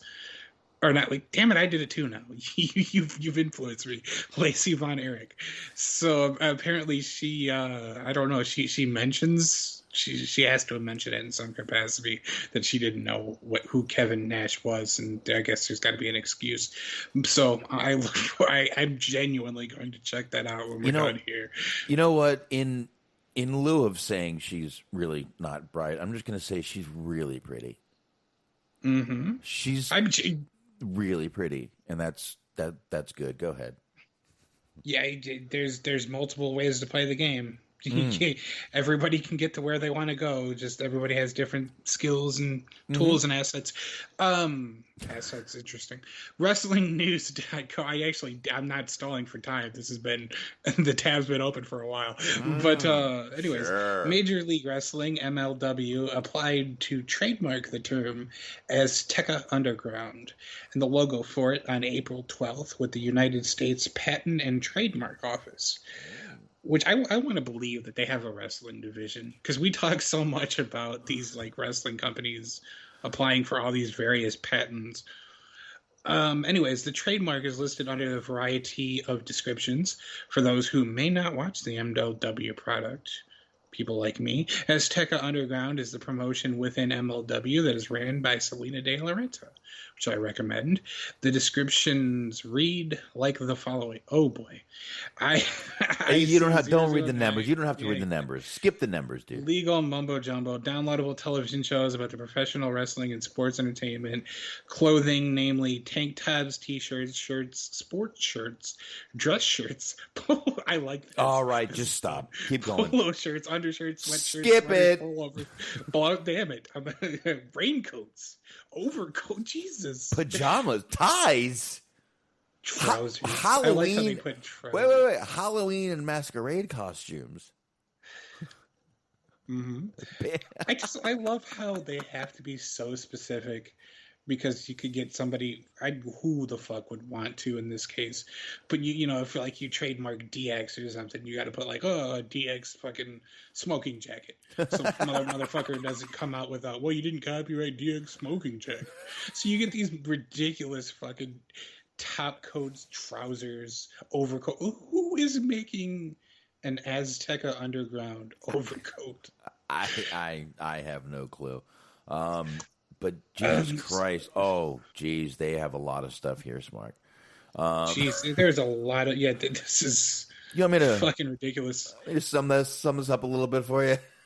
Yeah, go ahead and simplify this for me. Entertainment services, all the usual right there. They've got the all the television stuff, computer stuff, all the broadcast stuff, television and streaming's down here, downloadable television, shows about professional wrestling, more clothing, we'll just leave it at that, and then we get into more of the television for global use is what they're doing down here, broadcast over satellite, internet, so they have just basically registered for every single thing in the world that you could apply for.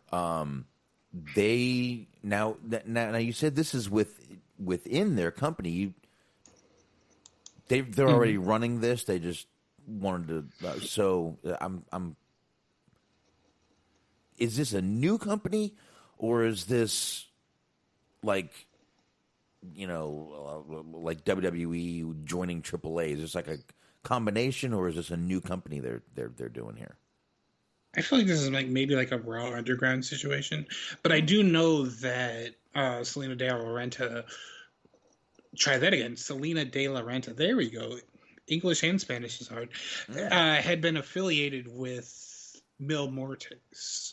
She had been managing him in MLW. I have seen that before. I've seen them on a couple of match graphics. I full disclosure, already admit that I don't regularly watch MLW, which they've been. What I have seen of them, they've been pretty good. But I'm sorry to cut you off. Real quickly, I decided to just pop her name in Google there, and she first of all is a absolutely gorgeous girl. Mm-hmm. The first thing that pops up for me is a YouTube video, Selena De La Renta on her sex therapy ambitions. Something you might want to check out. 5 minutes. I laid out because I thought you were going to play it. I'm sorry. No, I was like, all right, do tell. No. And actually, this is a Hannibal video. Interesting. Okay, so two things. First off, I brought this up because it furthers the speculation that Lucha Underground might be returning, or that at the very least there's going to be more aspects of Lucha Underground incorporated into MLW, so that if anything, that does actually intrigue me to want to tune into their show. Right. But the one thing that I'm seeing here again when I'm reading through this extensive list of various clothing garments that they have a copyright list on, it says here headwear, namely hats and caps. What other headwear is there? Are we talking like helmets? There's beanies, there's helmets, there's fedoras, bowling hats. Bowling hats? What? I don't know if I know what that is. Bowling hat. Oh, I'm looking it up now, so I will know within a minute. But or bowler. It might be bowler. Oh, bowler. Okay, I thought you meant like bowling alley, like bowling shoes, bowling shirt. There are other things. Yeah, I know what a bowler hat is. So, okay. But for within the context, I was like, no, interesting. So, yes, so if you want an Azteca Underground fedora, you're fucked. Well, you just can't like form your own copyright. You can potentially buy it if this ever does become a thing. So when you're defending the integrity of Sasha Banks with your friends, you can tip your fedora at them with the Azteca Underground logo on it. All right. There you go.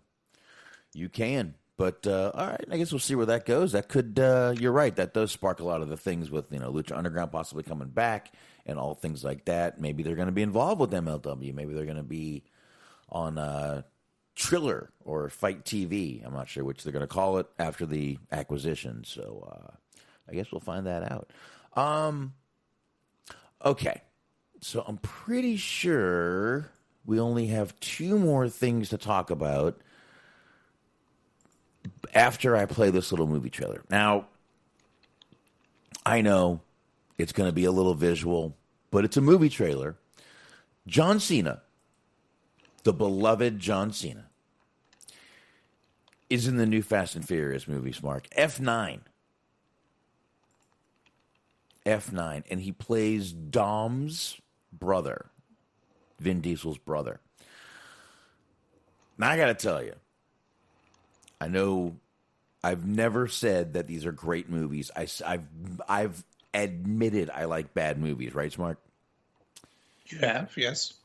This one might even be a little crazy for me. They're flying through the sky and cars and shit, and I mean, I'll watch it, but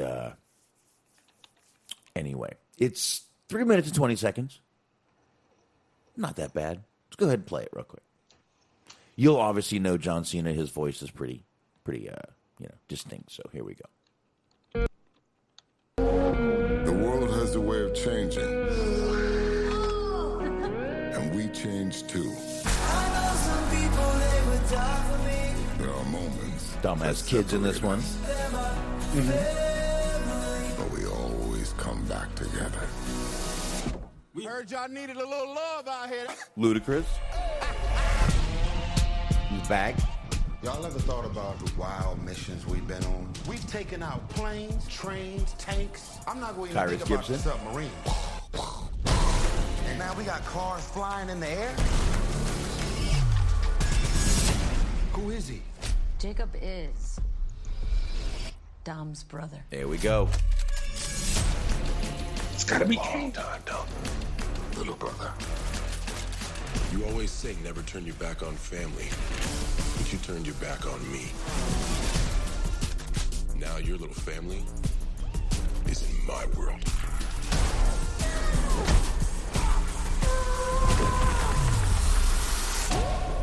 Are you ready? Whatever's on you, Is you ready? it's on us. Are you ready? He's got his own private army. We need help. Bring what you got. No way. Is you ready? Whole squad ready. So how do y'all want to play this? Got Han back. Fast. We going. Gal Gadot. Okay, this is a bad time to mention this, but I don't drive.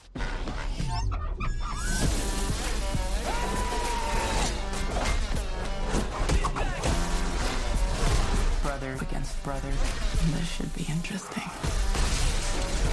But could you kill him? Got the e-bike for me, what you doing?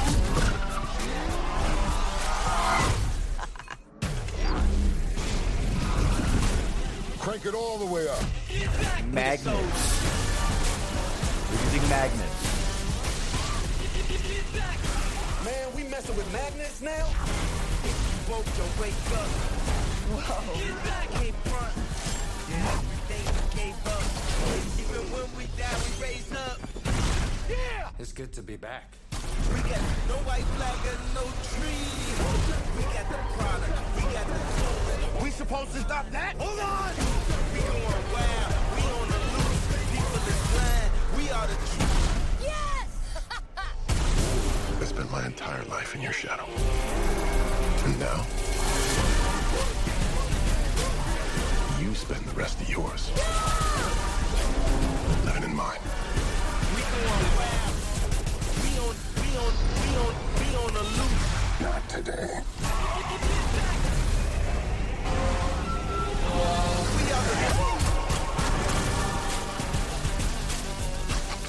Really? Duct tape? You acting like we on our way to Home Depot. Meltzer! I don't want to die! All right, June 25th. Okay, so the action in this movie looks great, Smark. I don't know if you checked out the link I sent you.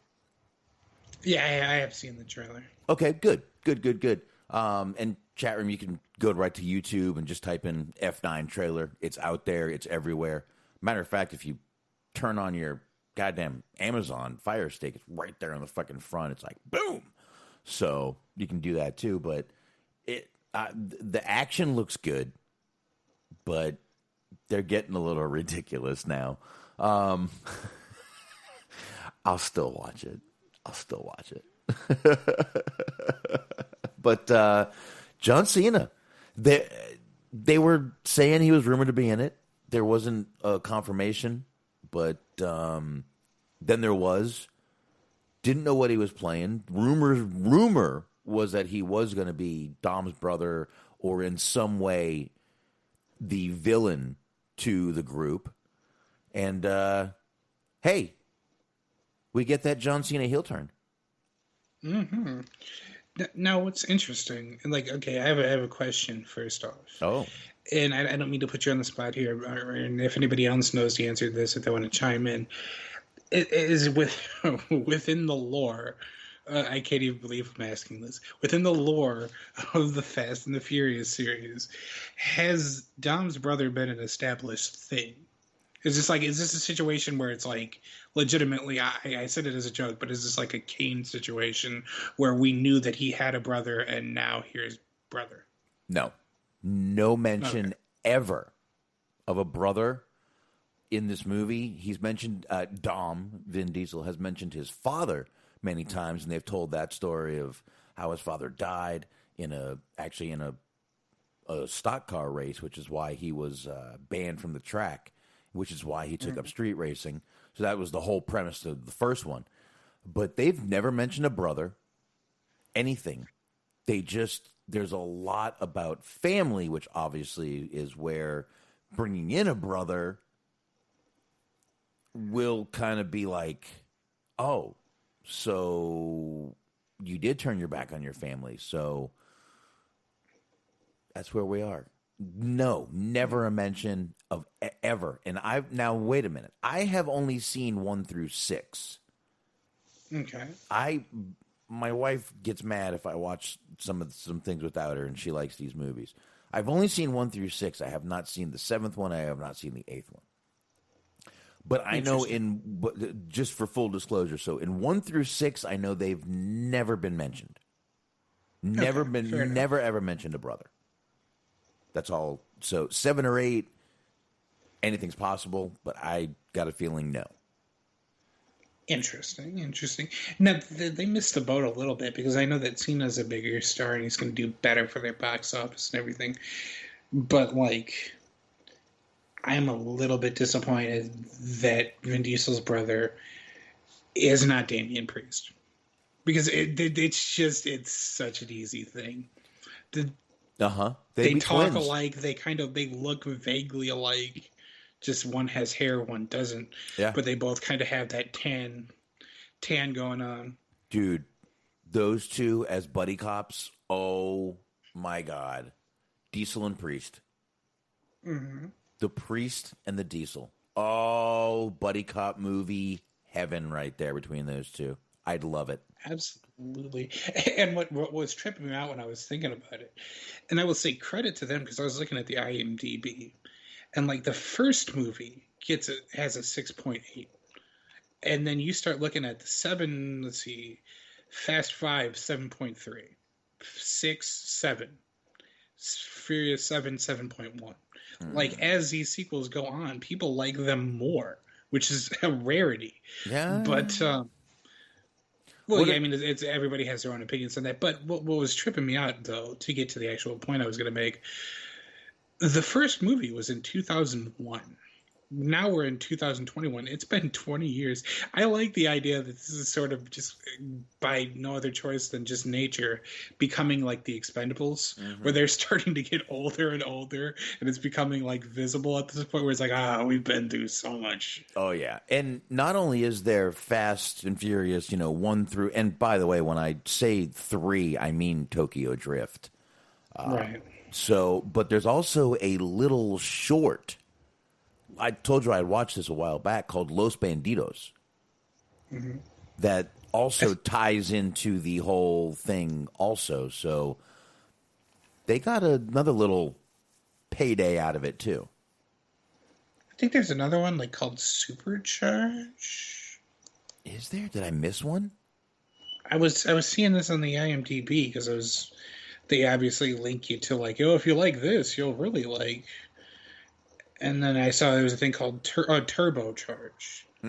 Prelude to Too Fast, Too Furious. Oh, I might need to check that one out. Obviously, I do. And you got the Hobbs and Shaw.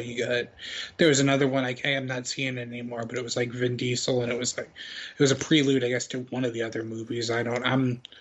I've seen like 2 or 3 of them. Honestly, I have no idea about any of this shit. But there you go. All right. So, all right. Well, there you go. Cena is in the new Fast movie. Check it out. Like I said, I'll probably check it out when it comes out. Here it is. Fast and the Furious Supercharged from 2015. So it's got Vin Diesel. So I think it's primarily about him because he's like the only one on the poster. Yeah. Oh, all right. I'll check it out. But I saw Christopher Kane just said that their timeline is messed up. He's right. It is because in Tokyo Drift, the third one, Han dies. Mm-hmm. And they just brought him back like nothing happened.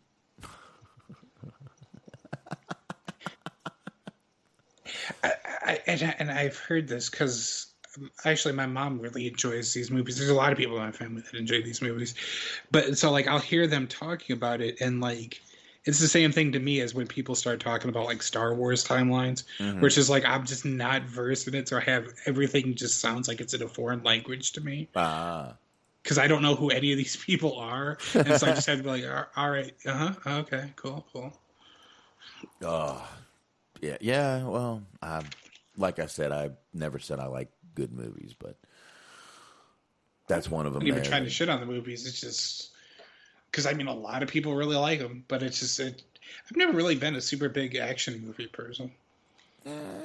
I like them. Like I said, it's something my dad and me always kind of got together and watched action movies, so kind of the way I just grew up on them, if you will.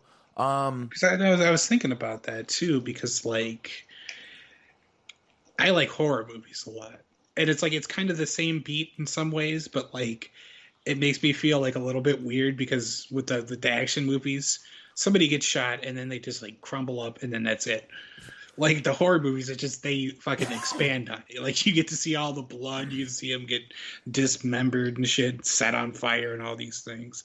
So it's like kind of makes me wonder. It makes me feel maybe a little bit bad about myself that I specifically like the more gory and graphic people getting killed instead of just you hear a gunshot, they fall down. Some action movies have some pretty gross killings in them. Just so you know, John Wick's pretty good with that. Oh, fucking that's those. I haven't seen the third one yet, but the first two are fucking great, man. Just fucking. Yeah, I really great. do like those.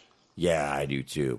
I like the couple of them there, but all right, Smark. Let's get into the last little thing that we're going to talk about before we get into the releases. Mm-hmm. And that is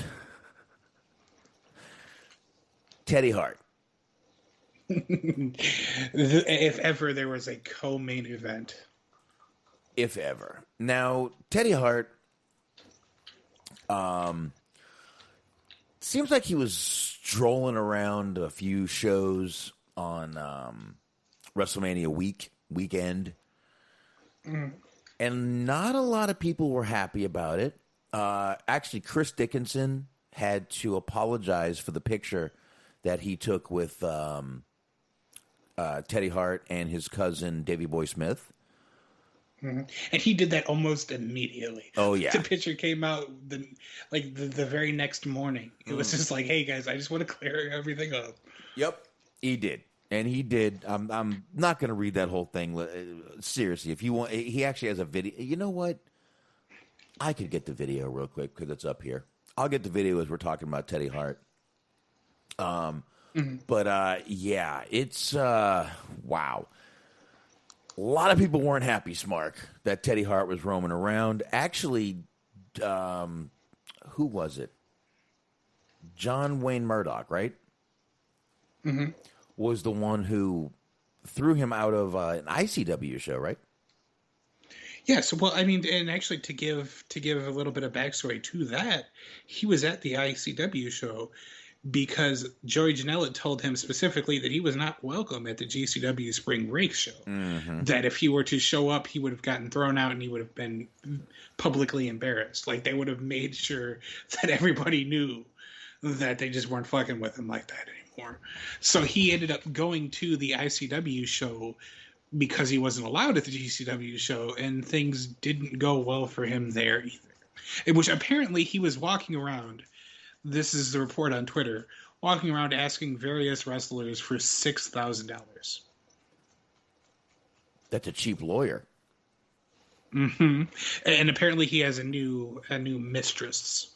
I guess he's not with Maria Manic anymore, which thank God for her health and safety. But apparently there's a new flame in his life, let's say that. Yeah, definitely. Now, I do have the video of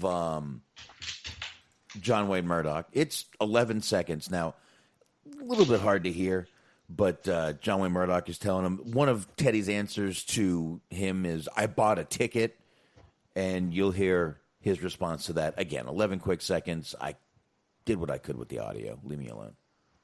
Fucking beat it, Bill, and I'll beat the fuck out of you. I swear to God, I'll beat your fucking brains in. You fucking little prick. I don't give a fuck who you are, bitch.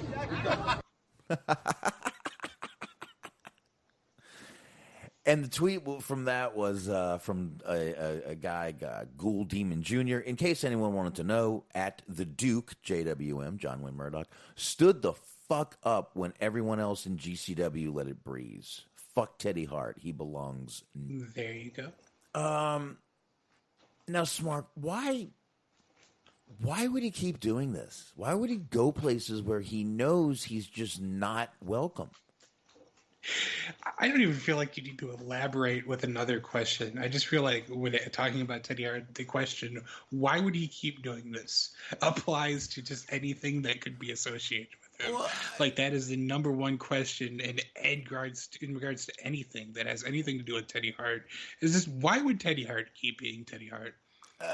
Well, I mean, that, you're right. you're right. That's probably a stupid question to ask, but I don't know, man. It's just really tough. Just to see a guy who knows he's not wanted, yet seems like he just can't stop. Now, I will say to expand to kind of add a little bit of extra just context to this situation. This, of course, was during WrestleMania weekend, or WrestleMania week now, because with the show being on Saturday, there wasn't a lot of weekend shows. Right. So everything kind of started around Wednesday. It was Wednesday, Thursday, Friday were the main shows. They still did some shows Saturday, but whatever. Everybody was centered around that area because, you know, you get WWE, of course, but then you get all the independent shows. During this week, Lio Rush was there. Mm-hmm. Low Key was there. Mm-hmm. New Jack worked shows. All of this happened without incident. Nothing bad happened with Lio Rush. Nothing bad happened with Low Key. New Jack didn't hurt anybody. So imagine all of these people that are just basically are the cornerstones for content for our show. Mm-hmm. And all of them acted very peacefully and everything went without a hitch. And then Teddy Hart, who was booked for nothing as far as I'm aware. Nope. Because I didn't see his name on any of the cards. Nope. Just showed up and Teddy Harted all over the place. Absolutely. Just exactly. Teddy Harted all over everybody. But again, we mentioned that Chris Dickinson had to apologize for the picture he took with, again, Davey Boy Smith and Teddy Hart. That's they're cousins, those two. Mm-hmm. He did I didn't want to read the apology, which is why I said that, but it's only 57 seconds. Okay. So let's go ahead now. Dickinson is sitting here with a huge gash on his head, telling this story, and here it is, the apology. Hey guys, I just want to be as transparent as possible about the whole thing with this stupid photo. I absolutely regret taking this photo. It was a poor lapse of judgment on my part. Teddy shouldn't have been in the locker room, and no matter how long or how quick it was or whatever. I shouldn't have taken a photo with Ted, and I completely regret it. I'm sincerely remorseful, and I hope people can accept my apology. It was in poor judgment, and it was a bad lapse of judgment on my part. So please understand, Ted Hart is not my friend. I do not support him. I do not condone what he's done or anything about him. And in just like that moment, I just was not thinking before I decided, yeah, sure, I'll take a picture with you, Ted. And now look, so I'm sorry.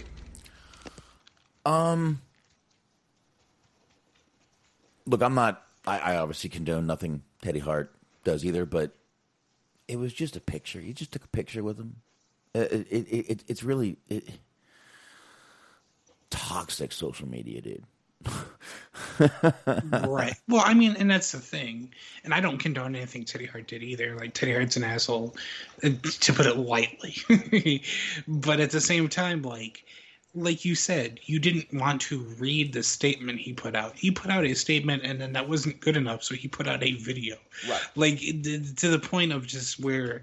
And this is Chris Dickinson we're talking about. This is a guy who, at times, has sort of thrived on being a little bit of a provocateur. Mm-hmm. Not necessarily being unprofessional or offensive, but just doing things in the ring or whatever that have kind of caused a little bit of some controversy here and there. Kimberly. So, like, when you have him just straight up being like, hey, no, this isn't me, this isn't what I'm about, like, it's kind of interesting.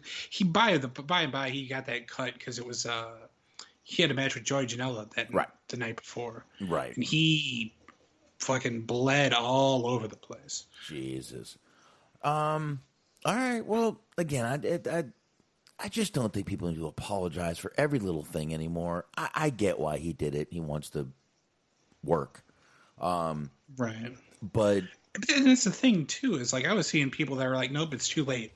It's like, it's too late for what? Like, what are you going to what's the plan? You're going to try to get him fired from places? Like, he doesn't, he's not with a major, like he's doing the New Japan USA shows. Mm-hmm. So I guess he is sort of with a major company, but you know, it's a little bit of a gray area there with that shit. Yeah. But, you know, I mean, it's just like, I don't see the point in persecuting, fucking Chris Dickinson for just being in a photo. Right. Yeah.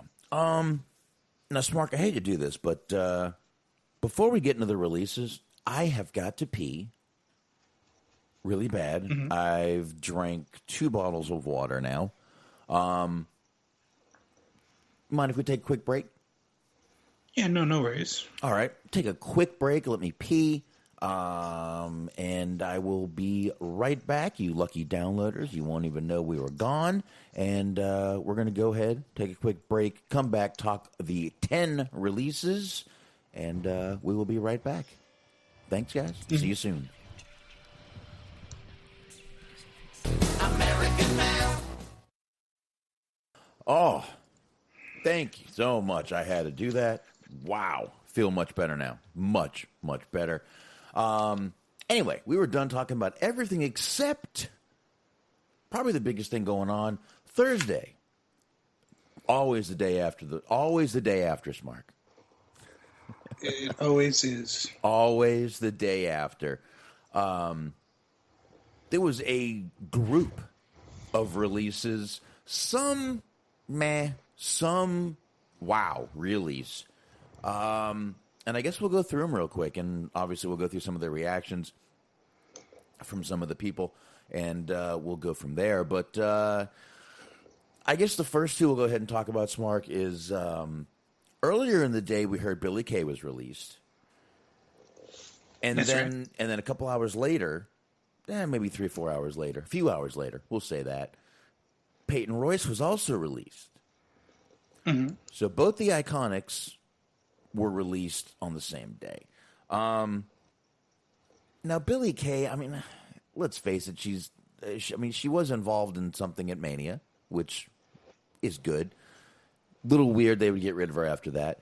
Peyton Royce, just coming off that little thing that, that the thing on the after Raw, whatever it is, Raw Talk. Talking Smack? Or Raw Talk. Raw Talk. And had a great match with Asuka.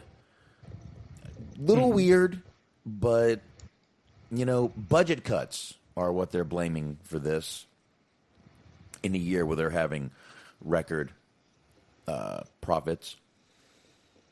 So, but the only thing I can say is if they're getting ready to go back on the road soon, which they could hit a lot of the southern territories they used to because they're back open again.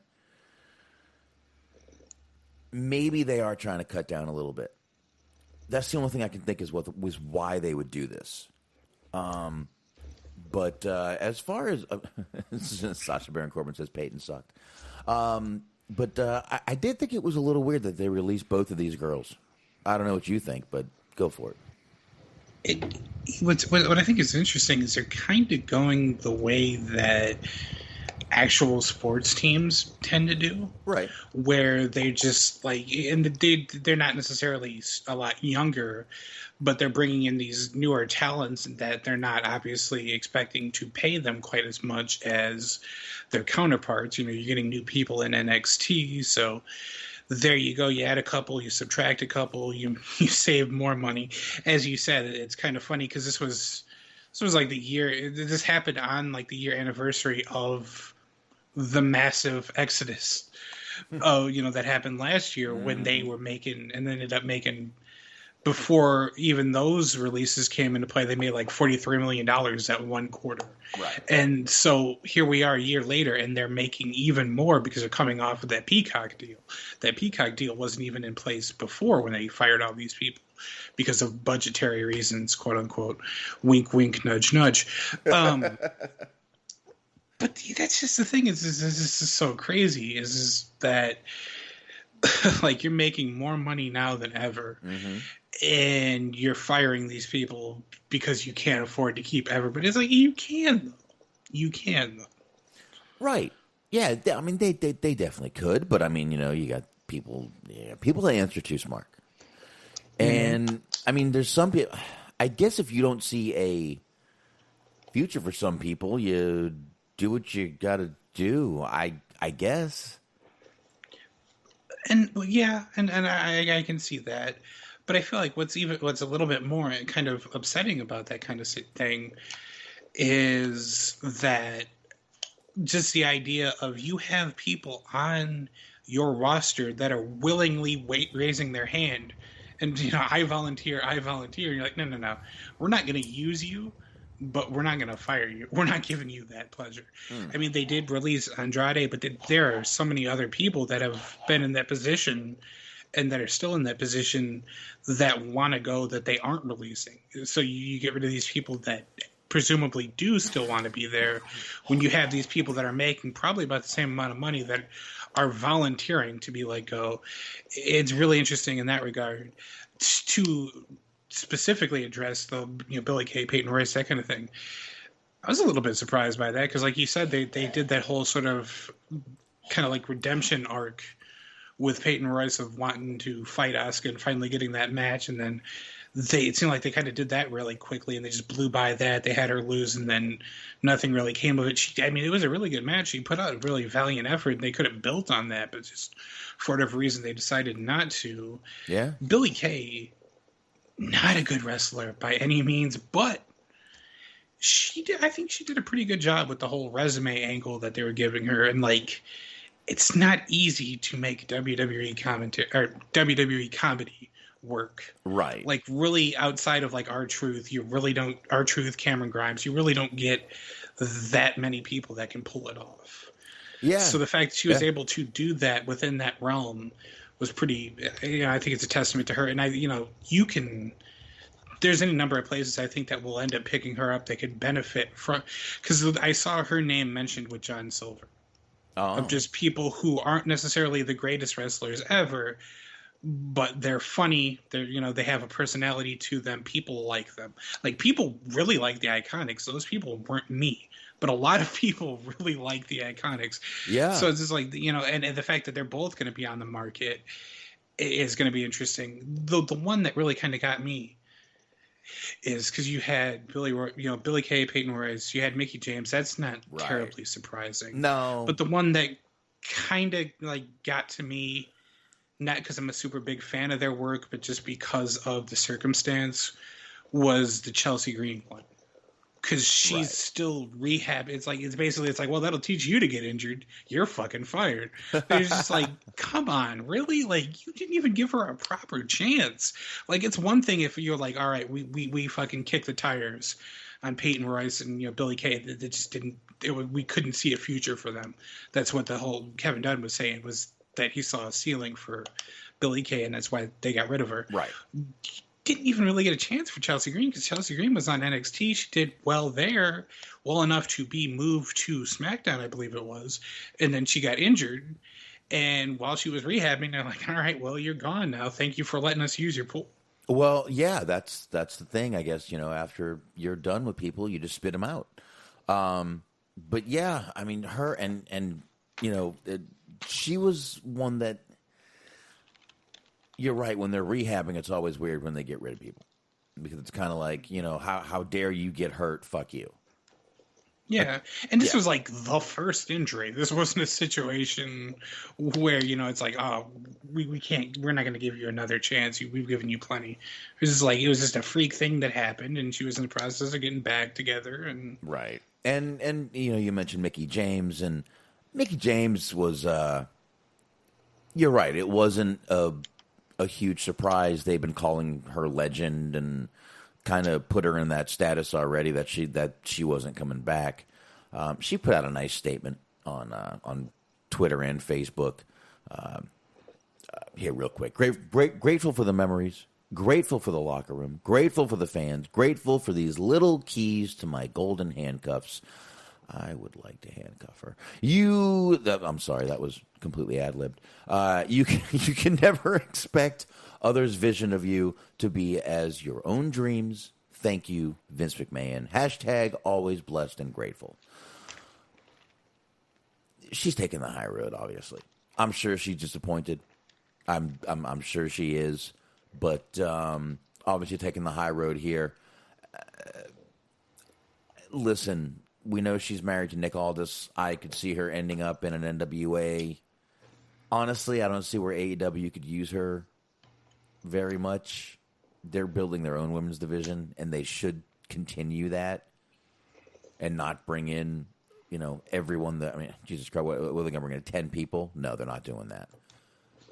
Mm-hmm. But, again, not very surprising for Mickie James. I think it was her that said this, but I saw a thing a couple weeks ago at this point that was kind of interesting, where it was a female wrestler, and I believe it was her, but I am looking just to make sure that I don't misquote, but she was essentially talking about how it's interesting that once female wrestlers start getting to the point of being in their early to mid 40s, it becomes, all right, well, that's kind of it for your career. Mm-hmm. Where it's like you start like putting them in, like you said, in that Legends role, in that box, and then expecting them to retire, expecting them to step down. And it wasn't even like she was like crying super foul or anything, but it was like, most of these guys out there right now are in their 40s and in their 50s or whatever, and like nobody is expecting them to retire anytime soon. So it's weird that like kind of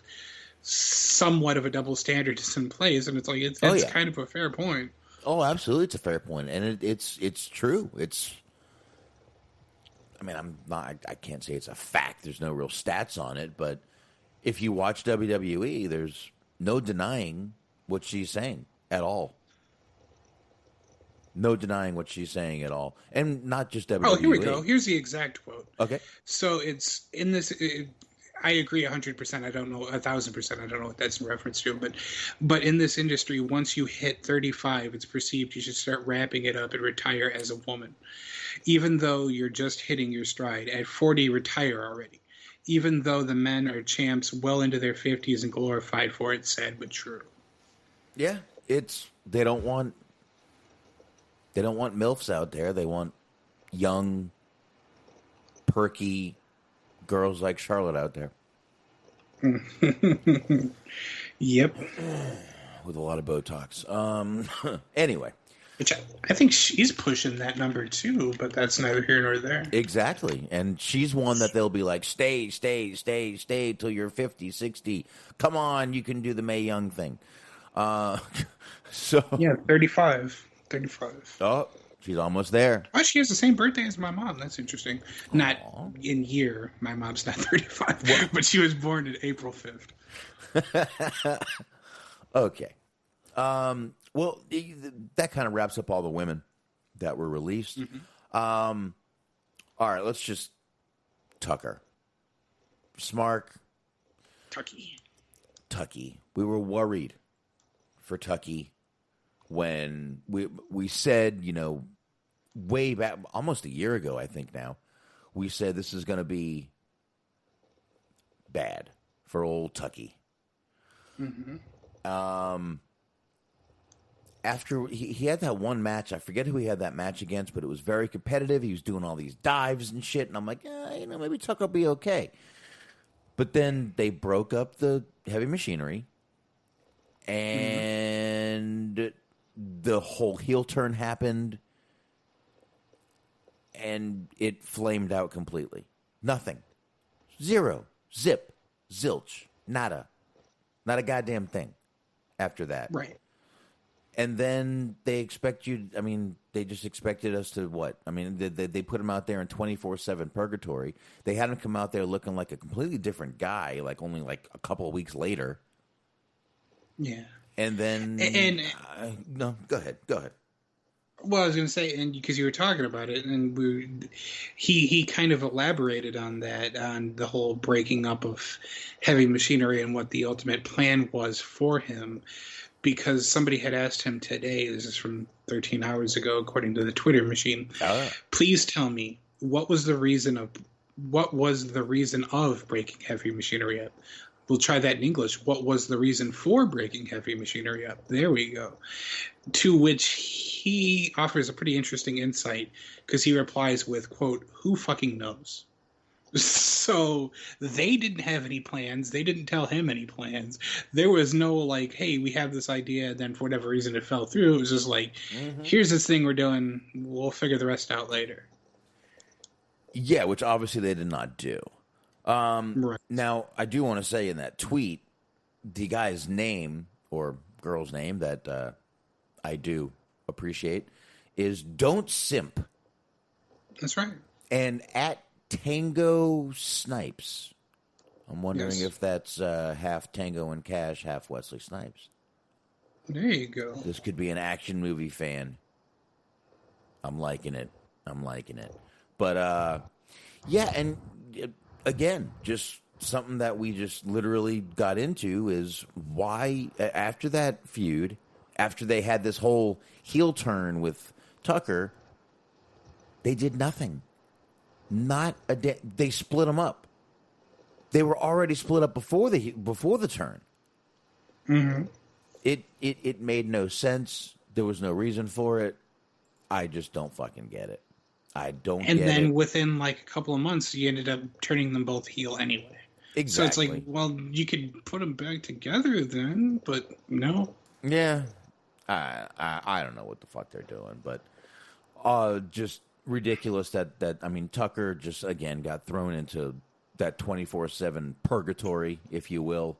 And then next thing you know, bye-bye. Bye-bye, Tucker. I'm a little curious to see what happens with him because, I mean, it seemed like the writing was on the wall that he was going to just beat a Jannetty. Like, I feel bad for him, but that's what it seemed like was going to be the case. Yeah. But, I mean, he's a big dude. Like, he is a big dude. And, like, I don't know what his actual skill level is. Mm-hmm. Like, what he can accomplish when left to his own devices. So, like, who knows? Maybe he'll catch on somewhere. Maybe he'll catch on in, NWA or an Impact or something like that. Maybe I could see him you're right, both those companies, maybe NWA, Impact. But let's go ahead and run through a few more here. Wesley Blake, another guy they got rid of. Let's be honest, they haven't done much with him. Jackson Riker really fucked over two guys. That's the thing, and I don't want to go super deep into it, but like he still has a job, and they suffered for what he said. Like it was a real sort of bad hand that those two guys got dealt. It was, and I said before the guy has a right to say what he wants to say, but absolutely, he really did fuck over two guys, and I would never, and I saw people actually doing this. Oh, Jackson Riker should have been the one fired. I would never wish for anyone to be fired, lose a job, lose an income. I don't care how much money you make. It doesn't always last forever. It doesn't mean you saved your money. Doesn't at all. You could have been you could have been in hella debt before you started making any decent money. So we don't know. Oh, for sure. We don't know, but he really did. He fucked over two guys, and I saw just a lot of people. I'm not ever going to wish for anyone to be fired, but he did. He fucked over two guys. They're both gone, and somehow the guy that made the comment is still getting a little, not a push, but he's still part of a storyline, though. So, right, yeah, and that was always when we were talking about it when it originally happened. Was my comment on it. It wasn't hey, this guy has an opinion that's different from mine. He should be thrown in the dungeon to forever perish. My thing was more like, you kind of got to be careful with saying some things that could potentially be controversial when you're a part of a collective. Like, because the consequence doesn't always fall on your head. Like, you could potentially fuck over other people. And lo and behold, he ended up fucking over other people while simultaneously being all right himself. Yeah, he's like the fucking he was the John Cena of the group, basically. Mm-hmm. See, another little reference to him. Kalisto, I'm just glad he's part of our intro with the lucha thing. I really don't have much on Kalisto. They weren't using him. They were pretty much shitting on him. In lucha, the lucha house party were shitting on him. Right. So, but then that's the thing with the Lucha House Party as a whole, too, as we talked about it a billion times. When they're on Raw, they're a joke, but when they actually have the opportunity to wrestle, they're fucking talented guys. Absolutely. Absolutely they are. So, I don't know. I see Kalisto maybe... That wouldn't be one that I would see him going to an AEW. Potentially, maybe. Yeah. I mean, he'll find a spot somewhere for sure. I think so. I think he will. Maybe he'll find a better spot somewhere. Who knows? Am I getting rid of the Callisto bit? Hell no. That motherfucker's staying in our goddamn intro. Bo Dallas. So, Smark. That's right. That means Bo Dallas probably was not the Bray Wyatt. A lot of people were saying that somehow wrestling fans went completely Q, and were like, "That's not Bray Wyatt. That's Bo Dallas." Mm-hmm. Have you seen this? Yeah, no, I've seen this. I'm not even trying to, pretend that you're not telling the truth. I've seen this theory before.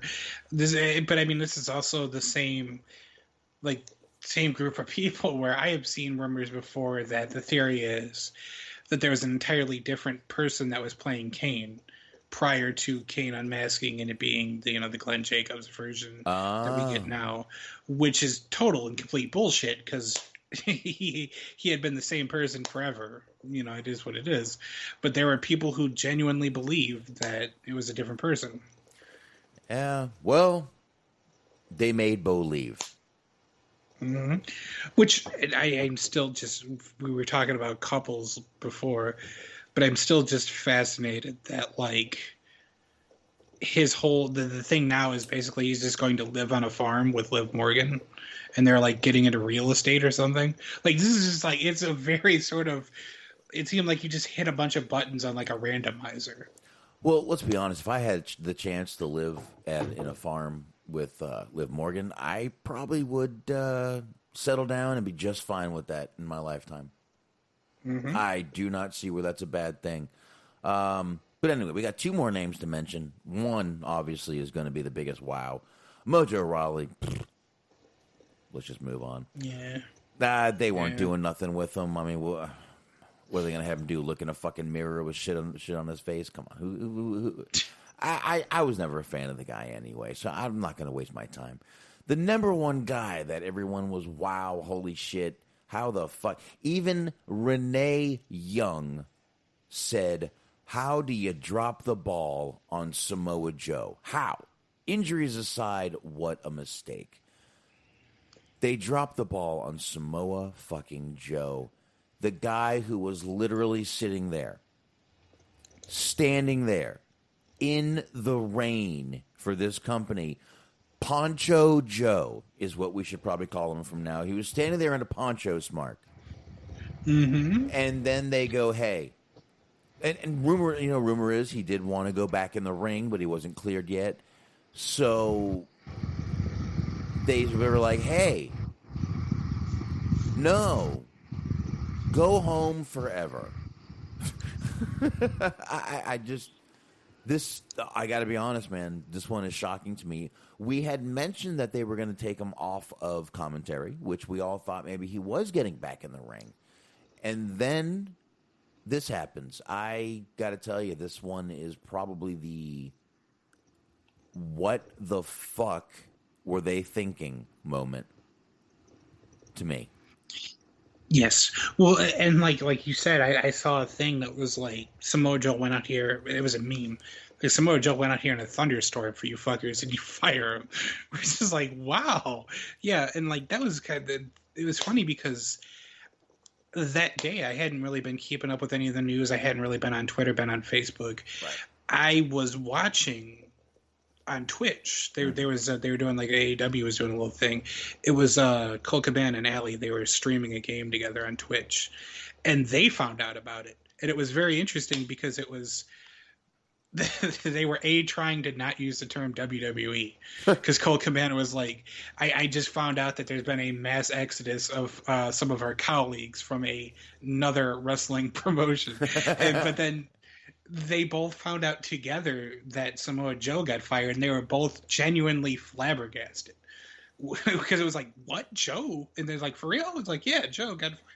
And then it just immediately, without delay, Cole Cabana was well, maybe sometimes some people's trash are going to be some other people's treasures. Where it's just already dangling that carrot in front of him. Yeah. That will be a treasure for someone. Abso-fucking-lutely. AEW, oh my God, Cody and Tony Khan are probably waiting until, let's see, what's 90 days from now? April, May, July 14th. July 14th. Oh boy, July 14th. Wait until July, August. It's going to be a fun time, folks. Fun fucking time to see where some of these people end up. Now, again, which, by the by, is a Wednesday. Oh, it'll happen on Thursday.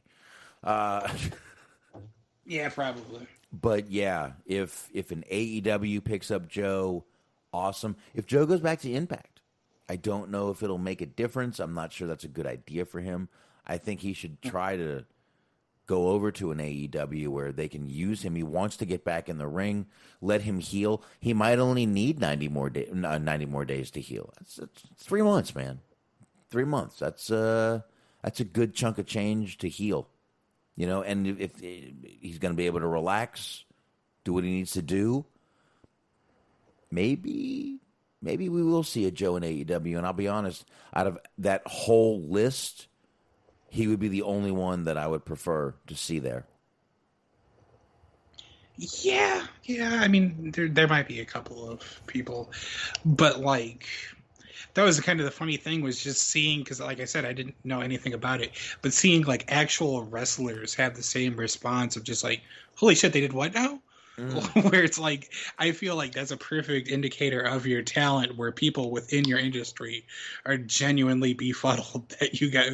And like, that's the thing is like, okay, let's just say, because I mean, we don't know where he is physically. He's had some injuries.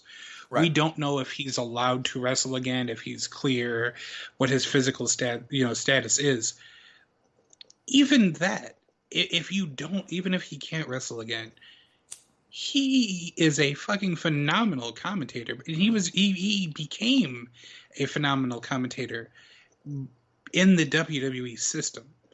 Which, like, can you imagine, like, being a really good commentator, having not done it regularly before, right, while Vince yells at you the entire time, and while you're given this list that you can't say this, you can't say that, all these banned terms, and you're having to sit there and like with enthusiasm talk about fucking, you know, like Nia Jax and fucking Lana, you know, and sell it. Like, if that's what he did within their system, imagine what he'll be able to, you know, fucking contribute when he's left to his own devices, where it's just given like these, you know, these bullet points of what he needs to get over versus all these fucking elaborate, you know, directions from Vince. Like, even if he's just a commentator, that alone, he is worth it to somebody. Like, right. My initial guess, if we're just throwing predictions out there, I wouldn't be surprised if he can't wrestle again. If what he ends up doing is, I would put him New Japan, the English commentary for New Japan, because you have Kevin Kelly, but then you have sort of an alternating cast of characters that fill that kind of void. But I mean, you know, like I said, even if he's just a commentator, that alone is valuable enough. But if he can also wrestle, that may just fucking, you know, pull the Brinks truck up to him, because there's just so much he can do. Because like, even, you know, and then even if he can't wrestle, he can be a manager. Oh yeah, he can be, you know, he can do anything. He can talk. You know, he's just, there's so many ways that you could use him. So it's definitely baffling that WWE doesn't seem to agree. Yeah, I just wouldn't want to see him go into AEW and start another fucking stable. They don't need any more fucking stables. Right. So, but it makes me wonder though, because like they had no way of knowing. Right. But like, do you think that they regret signing the Big Show now? Because like, Joe can do everything Big Show can do, but better at this point. Like, I feel like he's a better commentator, and if he can wrestle, he's obviously a better wrestler at this point in his career and life. I don't think at this point, but let's see what happens down the road. Because I mean, you really are going to reach that point where, oh yeah, you've hit critical mass, because you already have these AEW, like the dark and the dark elevation, where it's like each show is 2 hours. Like your Sunday Night Heat essentially is 2 hours 10 matches, 15 matches, you're going to reach a point where you just literally can't hire more people regardless of how talented they are. Right. And I mean, presumably, let's not forget that Andrade is still out there. Like, you know, there's going to be more people that they're going to add. And at some point, you just can't add anymore. Yeah, and rumor with him is that he got out without the 90-day non-compete. Interesting. So I don't know. We could see him somewhere soon. But listen, I like we said at the beginning, I hate when this happens, but it's a business. They're going to use every excuse, budget cuts, this, that. Oh, you know, like I said, maybe they're going back on the road. I don't support it, but as a business, there's nothing we can do about it. Not a goddamn thing we can do about it. So, but I was a little surprised that nobody from NXT ended up getting released. See, that was the rumor for today, that some NXT releases were going to happen. Because I was sitting there thinking of just the people who, you know, potentially not NXT, but I was a little bit surprised that nothing happened with Garza because they just haven't been using him. But I mean, I guess maybe they got something for him. But then I was sitting there thinking, I was like, it's kind of interesting that nobody from NXT got cut. And then I was sitting there thinking a little bit later, I was like, well, I'm glad Everrise made it out okay, because that would be like, if I had to take bets, I wouldn't bet on them being safe for very long. Well, there's always tomorrow and Sunday and Monday and Tuesday. There's always times, Mark. So we'll see what happens from there. Sure. But I think we've done plenty tonight. We got, like I said, there was a ton to get into. We got into a lot, and I think we can go ahead and wrap it up from here, my man. What do you think? All right, let's start out with the plugs. One last time, the high marks, Cheese Man, Mojo, Gee Whiz. You know you want to check them out. And you know where you can check them out. Mixler.com/Metal Mitt Network. That's right, I didn't stutter. 2 T's in Metal Mitt Network, 8:30 p.m. Sunday nights. That's Eastern time. Check them out. That's right. And, of course, if you're checking them out, you're going to want to check out Bobby Anthem, Bobby Blades, the Inhuman Experience. They've got all kinds of shit to talk about. Definitely want to check them out on Apple Podcasts, all the usual podcast platforms. Definitely subscribe. Everything Unscripted Wrestling Podcast, check out those guys too. You can check them out on all the usual podcast platforms and Blog Talk Radio. Steve Milan sharing the show. We appreciate it. And show your appreciation by going to Letterboxd to boxd.com/Steven Milan, 2 L's in Milan. He's over there reviewing films. You can always find us on Stitcher, iHeart, YouTube, Anchor, Spotify, Google, TuneIn, Player FM, Facebook, Twitter, blah, blah. Go Smart. That's right. Mondays, 8:30 on the Middle Mid Podcast Network. Be sure to check out our friend Cheese Man, Cheese on Sports, 10:30 a.m. Eastern Standard Time. Also on the Mixler machine. Be sure to check out the Dirk City Machine Guns with Mojo and Dirk. And last, never least, be sure to visit our friends at the Planet Raconteur. That's the Planet Raconteur podcast. Bobby Anthem, Papa Dave Sincere, Yuck Nasty.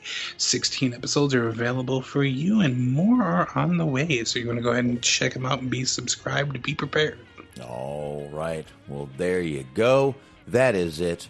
Definitely appreciate everybody joining the chat room. Appreciate everybody downloading the show. I appreciate Smark. I appreciate all of you. And we will be back on Wednesday. See ya! Look here. Sit a spell. Drink some more. Time for the band to hit the door. We're going home. It's time to take the band home. It's all right.